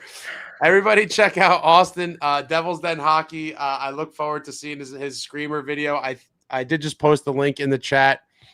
Austin, you're the man. Appreciate you coming on once again. You having me, Ace?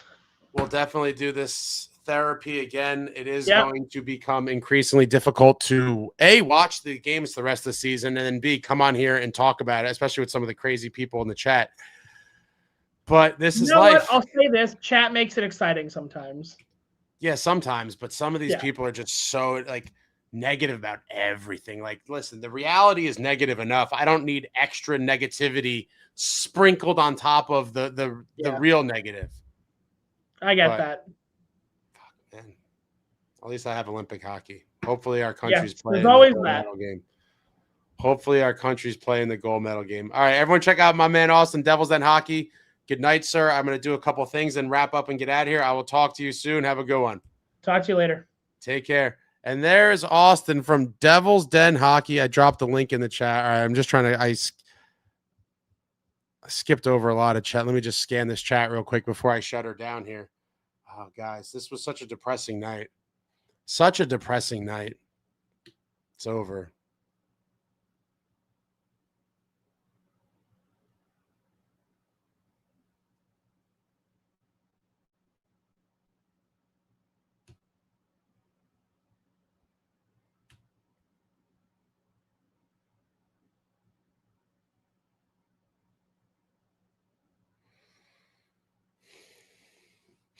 Trade looking Jacks, all cup winners had 2 775K defensemen. Yeah, like you can't have everybody getting paid, right? And to my, like,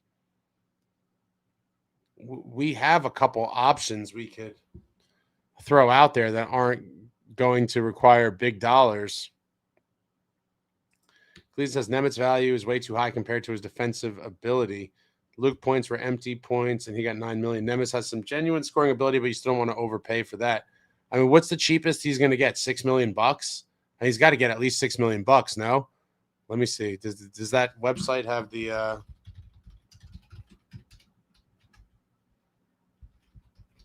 What is it? The AFP analytics or whatever.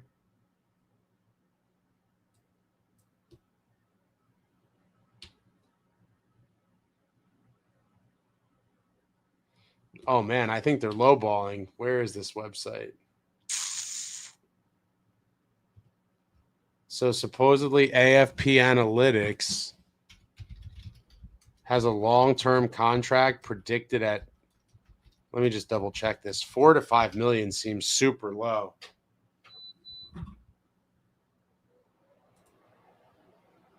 Come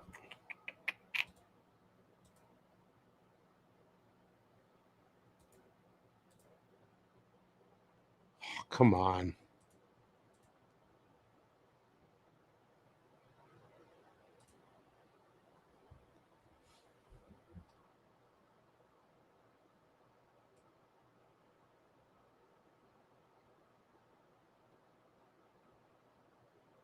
Oh, that was wrong. Okay. So AFP Analytics, on a bridge deal, they have Nemo predicted at 4.3. On a long-term deal, they have Nemo predicted at 8.3 million. Welcome to the new cap era, my friends. AFP Analytics has Nemo on a long-term deal of 7 years, 8.3 million. Yeah, I mean, it kind of makes sense, right? B now says Pesci isn't the type who'd ask for a trade. I feel he is too loyal, which is why we need more Pesci hearts. Pesci's a beast. There's a funny little clip of Brett Pesci in my the hell's the name of it? My mind's blank. The Sweep the Deck Gala. I got a close-up look at the nasty stitches he got. What a beast.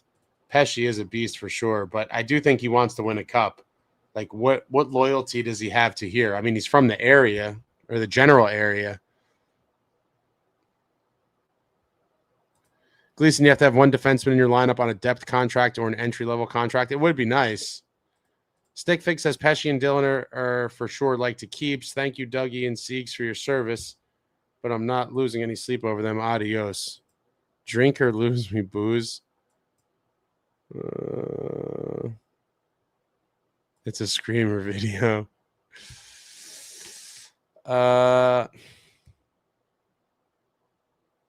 B now says Ace doesn't need extra negativity on top of his negative. This guy's funny. I'm just living in the real world.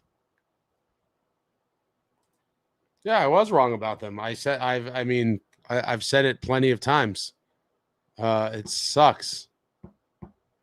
It sucks that this is another squandered season, and we're now waiting 8 months in the longest off season of all time.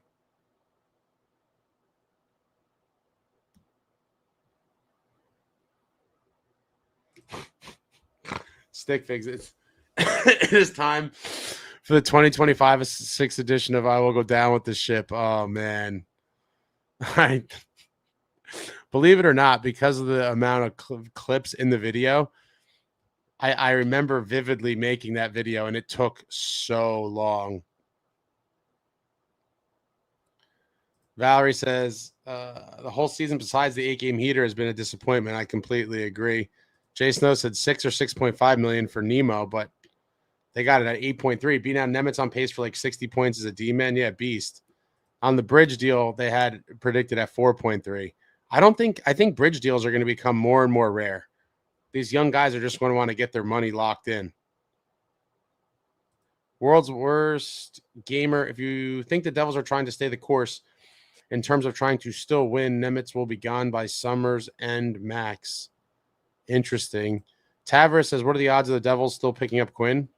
Non-existent. 0%. Good night, Justin. Stickfigs, I can't remember when I last looked forward to wearing my Devils gear in public. That's now a humiliation ritual. It certainly is.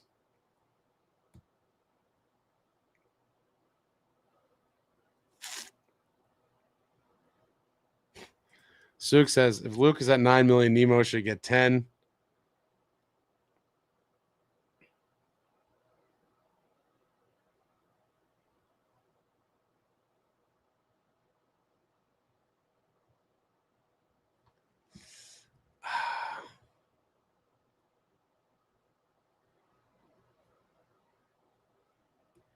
World's Worst Gamer says, strike for MLB soon. NHL not long after.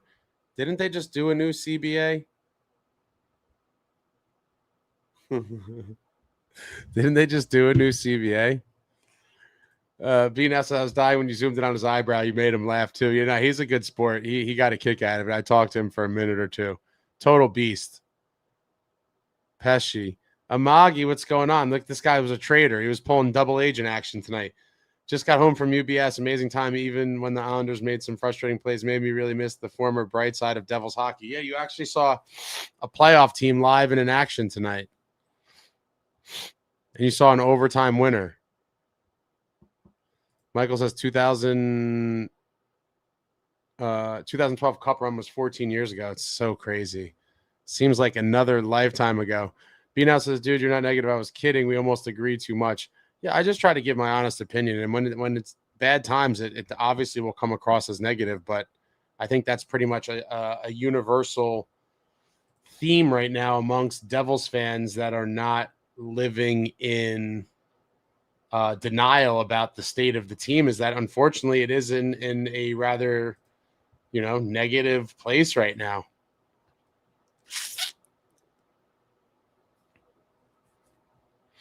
Jay Snow, look at Florida. Their highest paid D-man is making $7 million. What did Ekblad resign for? He left a lot of money on the table. Yeah, he signed for 8 years for 6.1. That's what happens when you have a winning team and guys want to stay.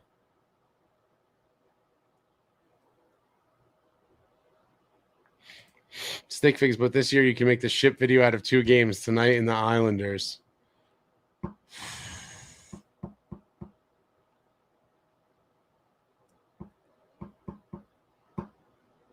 Jason says, I haven't bought a Devils jersey since the glory years. I'm trying to think. I mean, a jersey to wear I have not bought in forever. You guys know my policy about jerseys to wear. NHL owners could lock them out. I think they're all making money, so I can't see it happening. But who knows? I don't think it's going to happen. I think the NHL owners are still making dough. So it'd be kind of foolish for them to do it. But now, if I was to get a new real jersey, I'd get a Pesci jersey. That'd be a great one.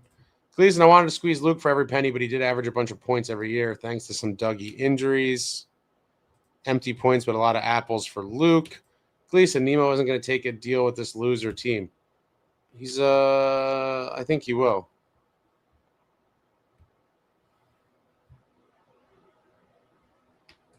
Be now, old Devils teams had players who took less to win or lose, shipped you out quick for a perfect replacement. The great Martin Brodeur, guys, the best to ever do it, negotiated his own deals. He fired his agent after, I think, his first or second contract. Fired his agent, negotiated his own deals, and Marty always left meat on the bone because he understood that it would give the team flexibility to field a better team around him and give him a better chance to win. That is winning mentality, winner stuff right there. Jason, Forsling makes less than $6 million. That's insane. He's a stud. That is pretty crazy. Austin, thanks, Ace, for having me on. Always a blast to get to chat with you. Good times, my man. Appreciate you coming on. We're all just down bad right now.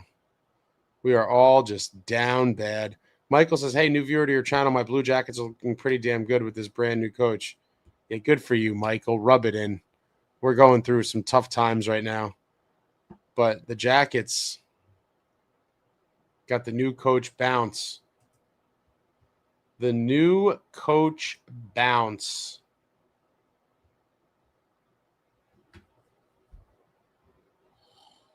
What the hell am I looking at here?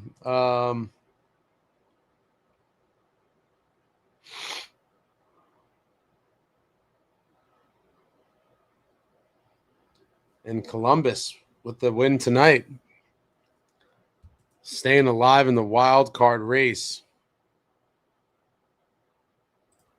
Suk says, Runnin, do you think the front office even looks at fan reaction on social media? X, YouTube, Instagram. Do you think Amanda Stein relays anything we say? No, she definitely doesn't.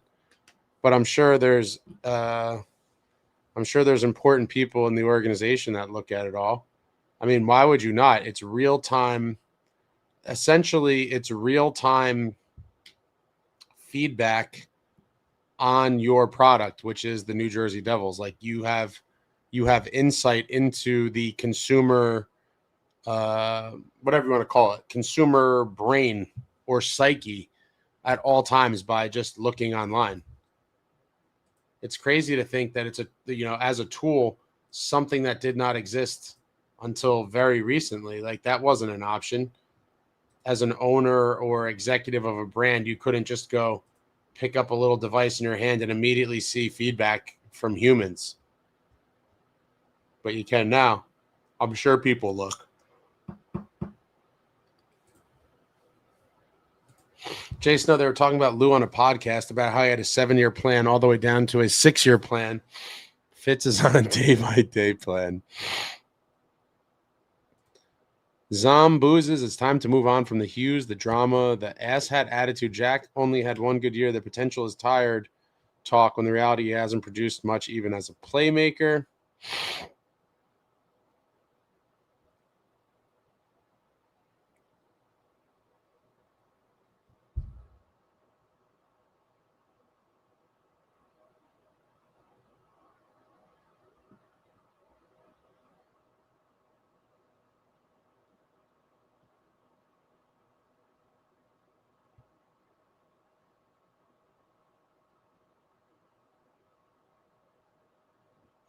Wait, who? Someone's talking smack? I'm like delirious.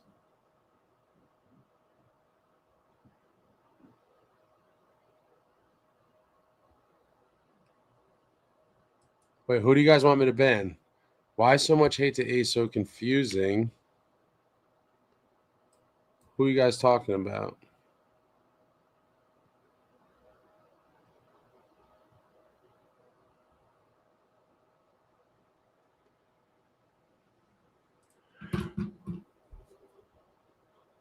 My favorite goaltender ever is Martin Brodeur. Well, guess what, pal? That makes at least 2 of us here. I'm sure that is many people here's favorite goaltender of all time, and for good reason. Marty, the franchise, as you could see, Michael. Maybe you can't. Oh shit! I turned the wrong way. The great Martin Brodeur, Heaton, Helite 4 pads, glove and blocker. Some of my prized possessions.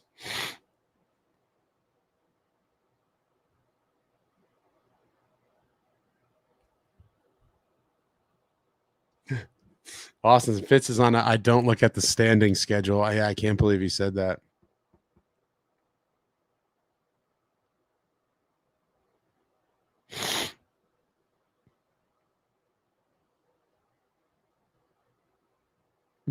Yeah, you guys are hilarious.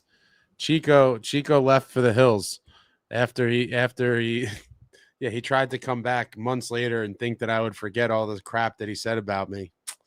Certain stuff I don't forget. I forget a lot of stuff. But when you talk wild out of the side of your mouth, I will not forget that.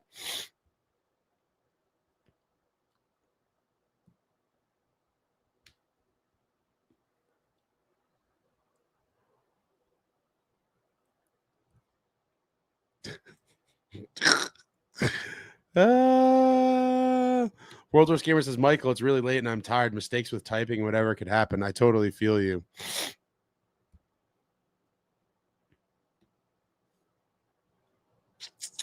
Michael, I feel like the Devils fans with the Blue Jackets, this whole time they've been a team, this really been a football town with the Buckeyes. The Ohio State.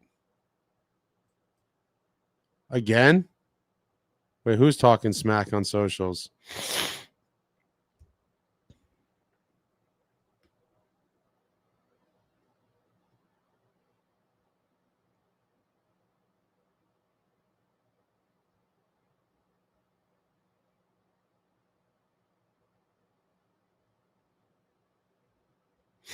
Wait, Snow, what are you talking about?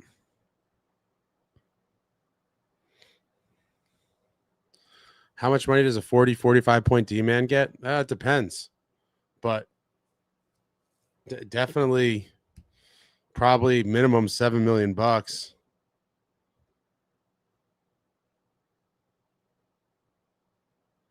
He said you stole all these ideas from people.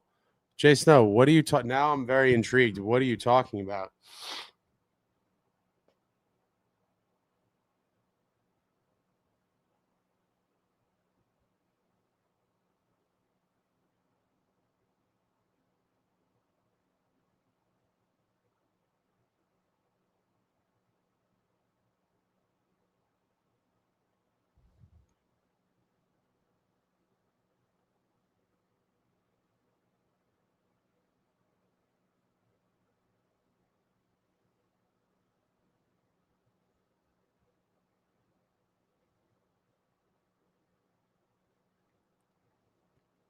Wait, Snow, I want to know what you're talking about.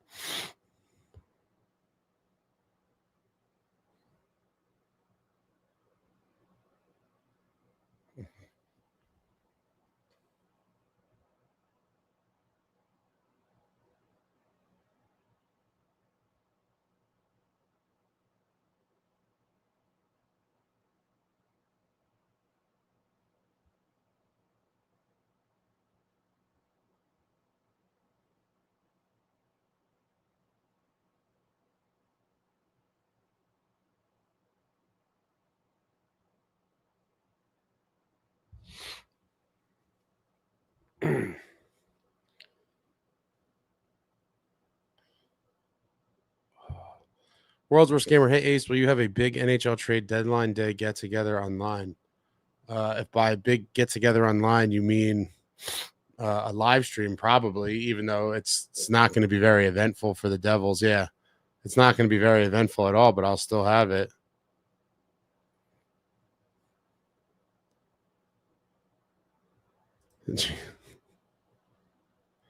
Yeah, I mean, what is stole ideas? Yeah, Snow.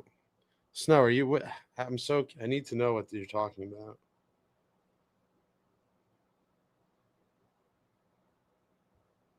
I'm so curious.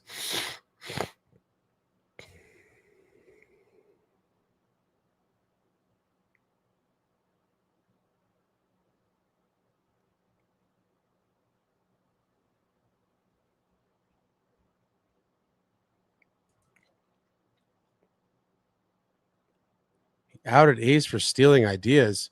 He blocked me. I don't block people. I blocked a couple people actually that were just completely ridiculous, but I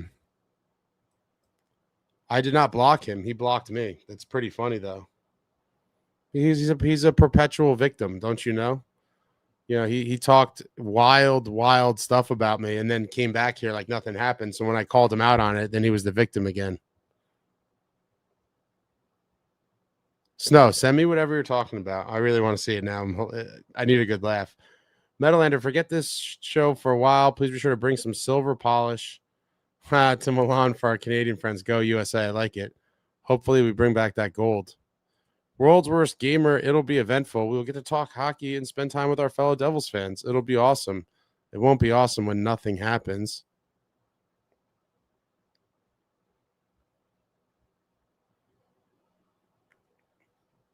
It'd be awesome if something happened.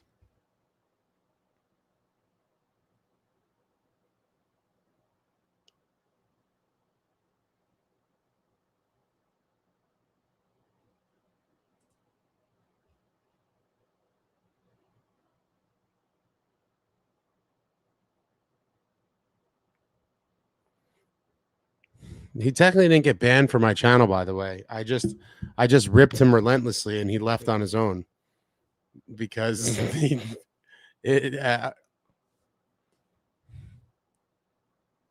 oh, we got another go Team Canada. B now I can tell Ace puts up a lot of BS here and doesn't quickly ban anyone.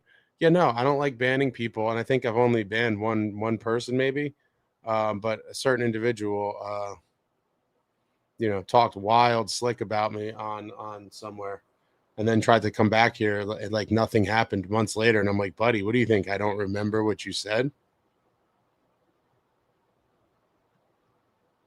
Go Team Italy.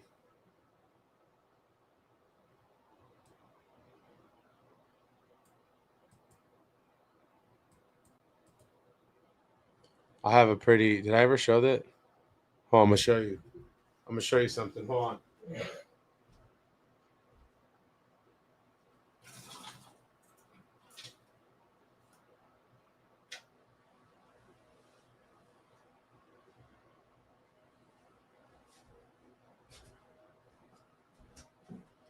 This is one of my favorites. Oh shit.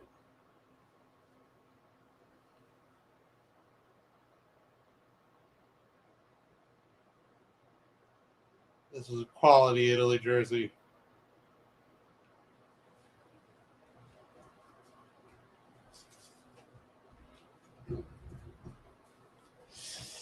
I really like that one. It's a good one.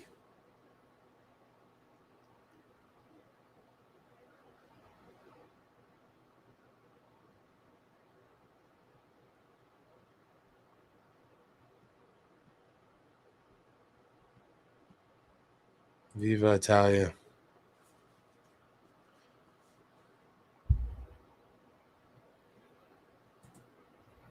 Anyone have anything else as we are winding down here?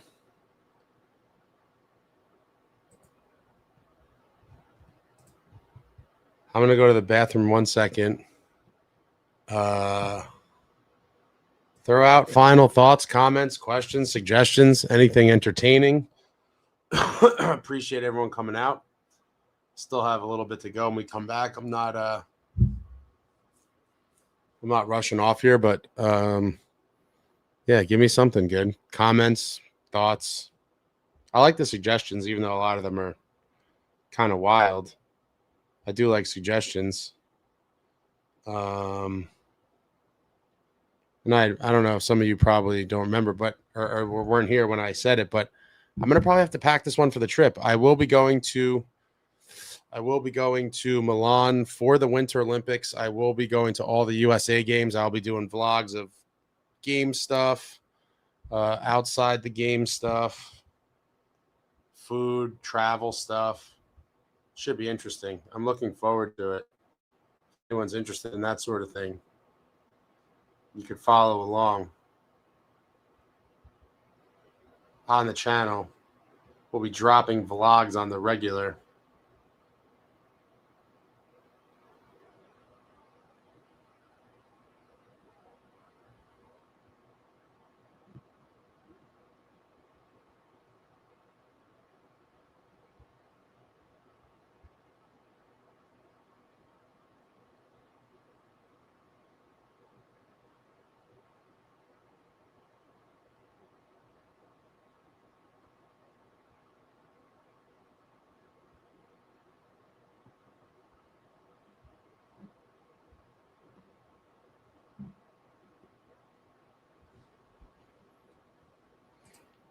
John says Yegorov had a great Beanpot game. I did see that. The finals in a couple days, right?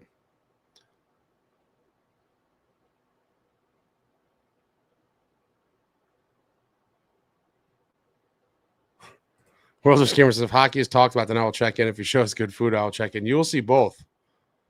You will see both. There will be live streams after the USA games, and the vlogs will be a nice mixture of hockey and food for sure. Two of my favorite things on the planet.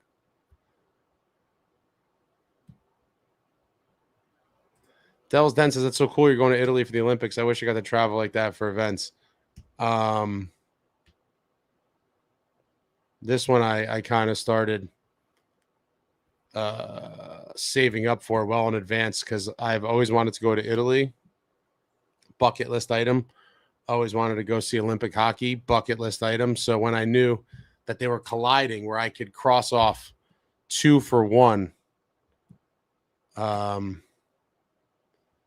2 for 1. Snow, are you on X? I can't remember. There's too many people. I can't remember all this stuff. And then people have different names and stuff. But the 2 for 1 Italy trip was the 2 for 1 was just too much to pass up. So I started planning well in advance for it. But I'm very pumped for it. It's gonna be the trip of a lifetime. It honestly might be the pinnacle of my life. It might be all downhill after this trip, folks. Would really be nice if USA could cap it off with a gold medal. World's Worst Gamer, maybe start some polls with the channel. I love polls. It's interesting. I like that.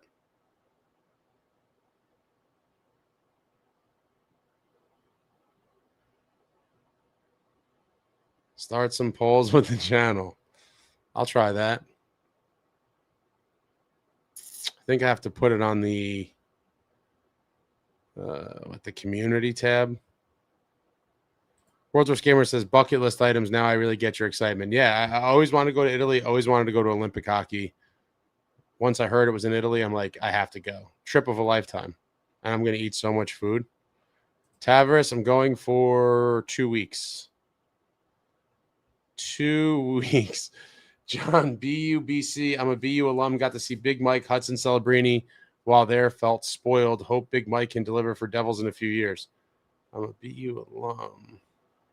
Wait, are you like a recent BU alum, John? Meaning like you were in school while they played there?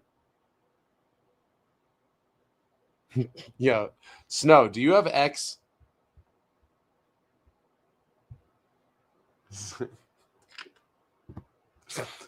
Yeah,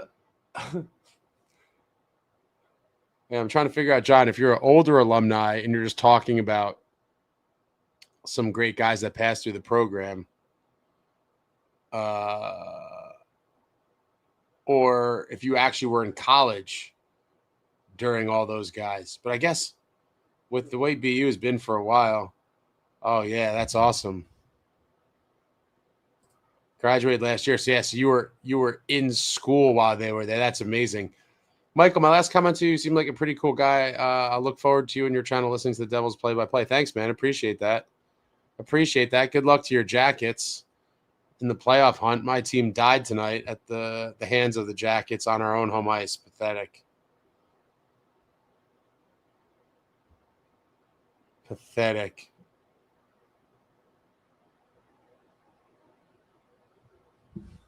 All right, I'll be back in a minute. Start winding this thing down.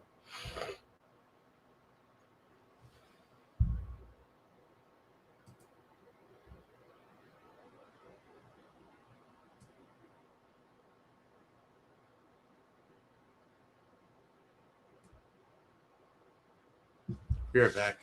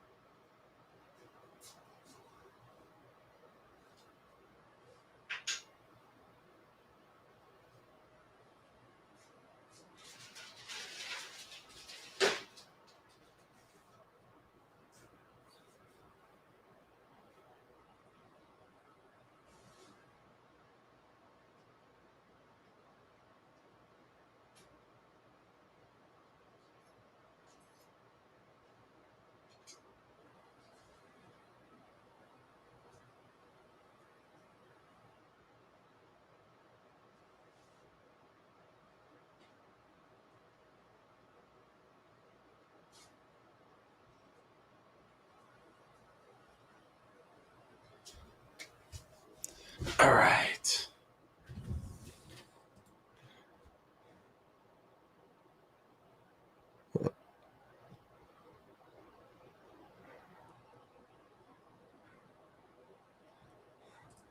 I told Snow to email me. He never does.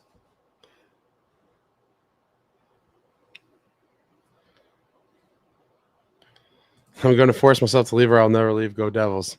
Take care. NJDevils28. How in the world did the Devils end up like this? We should not be sucking like this. Oh, where do you begin? It starts with a general manager that it's just such a shame. Chicago cut. The simple answer is Chicago cut. Derailed the entire season.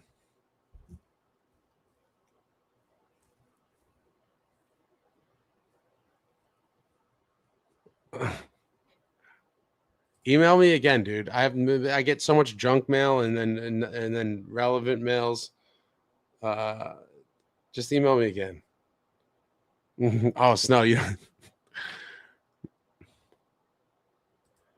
B now says beanies get a bad rap. I'm older. Beanies are connected to BMX for me and trying to stay warm on the bike. Did you have like one of those trick bikes? How old are you, B now? Did you have like a dyno or what the hell was the other one? The Mongoose? When I was a kid, those were like I think they were like BMX bikes, right? Maybe they're freestyle bikes. I don't remember. The Mongoose and the Dinos. Those were all the cool kids had. He sells me a bottle of 151, so the Devils will never be good again. Oh, Snow, don't you? I didn't forget, Snow. That drink off is going to happen. That's going to happen.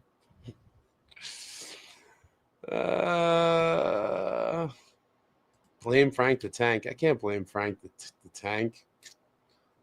He's very negative, but he's a huge Devils fan, and it's killing him slowly that this team is so bad too. I deleted X now. I just made a new account. Message me on X too. B now 40s. I still ride. Good for you. I have an FMB bike. I don't know what that is. Skate Park Dyno is a dope bike. Yeah, I remember they were pretty expensive back in the day. Are they even still a company?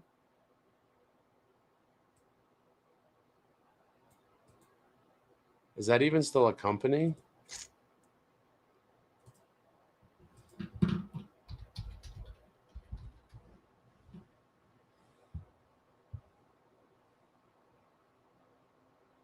Oh, there's a bunch of these online. You could still find them.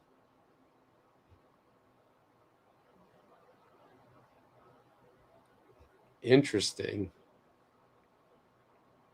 Then the mountain bike kids had like the what was it, Gary Fisher? My bike in my pick here. I can only it's kind of small. I can't really see it. So good night, Austin.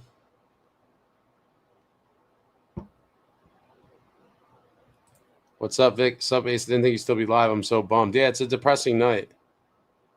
It's a super depressing night. The team didn't show up on home ice and got shut out in a lifeless performance. It really is just so crazy. It's just so crazy. A season that started off so promisingly just went down the tubes. And here we are. It's an 8-month off season, friends. We're officially in the off season. We're in the unofficial off season. Just watching the games like a scout now, you know? We're just scouting for next season. Scouting for next season because this one is a wrap. 9 and 10 points out. It is officially or unofficially over. What a damn shame. It happened so quick, too. Jay says the drink off's going to have to be during the draft. Maybe we'll have some hope around then. Oh, man. The draft. We're talking about the draft. 4.5 months away. Oh, my God. Oh, my God. It's so bad. We're talking about the draft. Man. Yeah, this year went so fast. You're not kidding. It seems like in some ways just yesterday I was all fired up during the preseason. Like, yeah, preseason's here. We're 2 weeks away from puck drop. It's over. It's all over. The season lasted all of 4 months, essentially. October to February. And we're done. And we are done. Vic says, I don't know what to think. Hearing all these random rumors.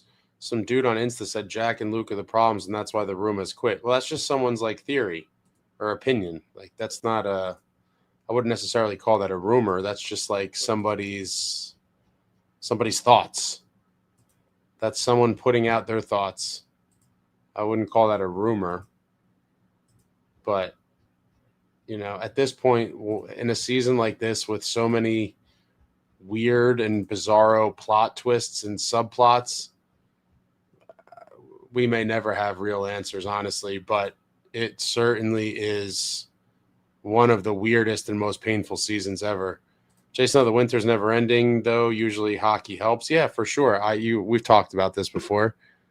I hate the cold. I hate the dark. At least on the bright side, we're getting an extra minute of sunlight every day, right? What does it get? I think it stays light now to like what, 5:15. Let me see. Yeah, the sunset. Well, I guess it's already the next day, but the sunset tonight, 5:18 p.m. Look at us go as we slowly crawl towards those beautiful 7:30 plus days of sunlight. Venus is right. Hockey went fast. Winter won't end. Yeah, it's been a brutal one. NJDevils 28. The season is over, sadly, but next season I'm hoping that Fitzgerald gets fired by next season.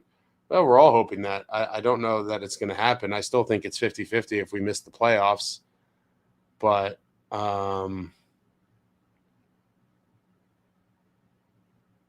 we shall see.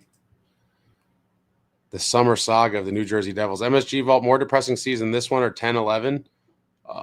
Definitely this one. I think definitely this one, just because 10-11 sucked too. But this one I think is worse just because similar expectations, I guess, overall, but with the fact that this was supposed to be like the big year, I think, for this kind of era, and it just came off the tracks quickly.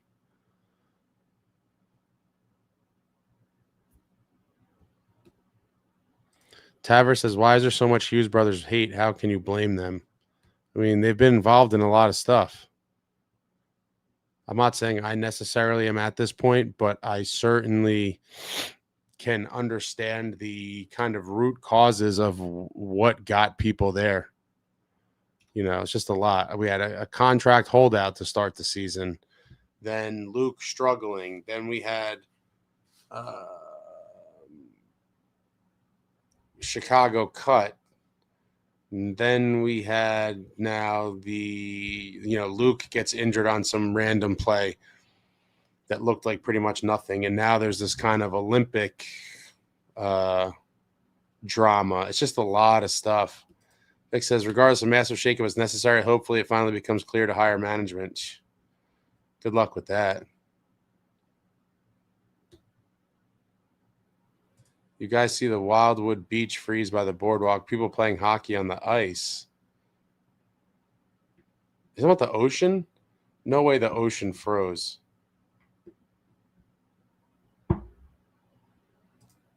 B now says Chicago cut meets Quinn. I forgot the Quinn fumble, locker room issues. Yeah, there's just so many things that they're kind of involved in. What's up, Doug? He says, hate this team. I think we all do. It's been brutal. B now, I hate that it's been below freezing for like 35 days now. The local skate pond is frozen and I get to skate tomorrow. That's cool. Yeah, I kind of deciphered hate and hate. Tavers, best part of my day is going to work when it's dark and getting off when it's dark. That's brutal. Brutal. MSG Vault, Zach getting hurt early in 2010 basically ended that year too. Agreed this year sucks way more. Yeah, it's just we've been waiting for the payoff for this group, and it's just never happens. Jason, that groundhog screwed us 6 more days of winter. Yeah, Punxsutawney Phil or whatever. Suk, this team is the end result of what we were waiting for and being fed propaganda over for like 10 years. Yeah. Vic, I am going to Milan. I'm very pumped for it. The ocean froze? Damn. I didn't even know that was possible. Suk, realizing that this was it. This was the end goal is depressing and makes it worse. This was supposed to be it. There's no certain future in sight. I agree with you there. All right, that's it, guys. I'm dying. This was kind of a long. Yeah, this is a very long one. Shout out to my man Austin for coming through. The New Jersey Devils, guys, they broke my heart for the last time this season. The future losses will not hit the same way because I now have, I didn't think they were going to make the playoffs anyway, but I wanted to keep life support alive. The loss tonight, to me, completely unplugged the life support. It's officially over, and we now are in the longest unofficial offseason in forever. Essentially 8 months for meaningful hockey games. I mean, they all mean something in some way, but in terms of like battling for playoff position and working towards the playoffs, like it's over. I can't believe we're here. I would have never thought it. Not in a million years. It's like surreal in some ways. Like a whole nother year. I just want to see one more cup before I croak. Before I croak. Just one more cup before I.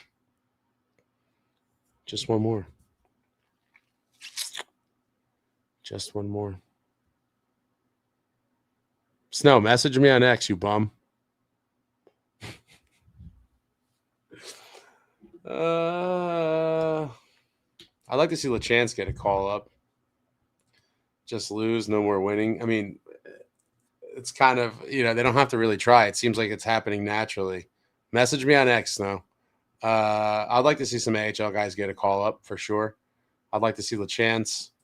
Just anyone who's going to show life and who has a chance to fill a spot for next season. Like, just give guys opportunity, because after tonight, we've seen a lot of these like just gutless performances where they just give up. Like that Islander game was brutal too, but tonight especially, like they sting worse as the season goes on, where it's like you needed to win this game to keep the machine, the life support machine plugged in. And it's just, not only do you lose in the most gutless, you don't score and you lose in the most gutless way imaginable. Just not even without a peep. A lay down and die. That's it. The Devils shut out at home once again, 3-0. It's all over now. 9 and 10 points out. 8 months till next season, guys. All I got to look forward to now is Olympic hockey. That's all I got. There's nothing else besides Olympic hockey, because the New Jersey Devils season, a wrap tonight. Man. That's it, guys. If you're newer to the channel, poke around. I did a video about Jack Hughes in the Olympics a couple days ago. I might be putting out, depending on what happens between. I'll probably put out something else now that there's there's a lot more things going on with that. But I'll have some videos coming out in the next couple of days. If you're interested in, like I said, the Devils' signature charity event on the season, the Sweep the Deck Gala, I did a vlog from that. Nice. And I did a cool little couple-minute segment with my man Brendan Dillon. That was very cool. You'll see a bunch of food and other things throughout the night, but definitely check it out if you're interested in that. Obviously, there was the Johnny Mac vlog from the night at the arena, as well as the dinner the night after. So just poke around on the channel and check it out if you're interested in any of that stuff. But, wow, one more game before the break, and then I will be in intense preparation mode for Italy when I'm running with Team USA during the 2026 Winter Games, hoping to witness history and USA bring back a gold. Would love to see it.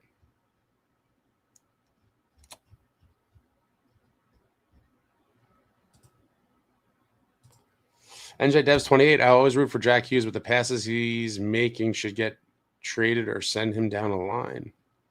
He's not even playing. Wish we'd see Casey one more time. Yeah, he got hurt again, I think, right? I mean, is he another one that's maybe injury prone? I don't know. Being how they kept getting chances to have hope and they more gutless than the last chance. A lot of last chances, but they never were able to step up and seize the moment.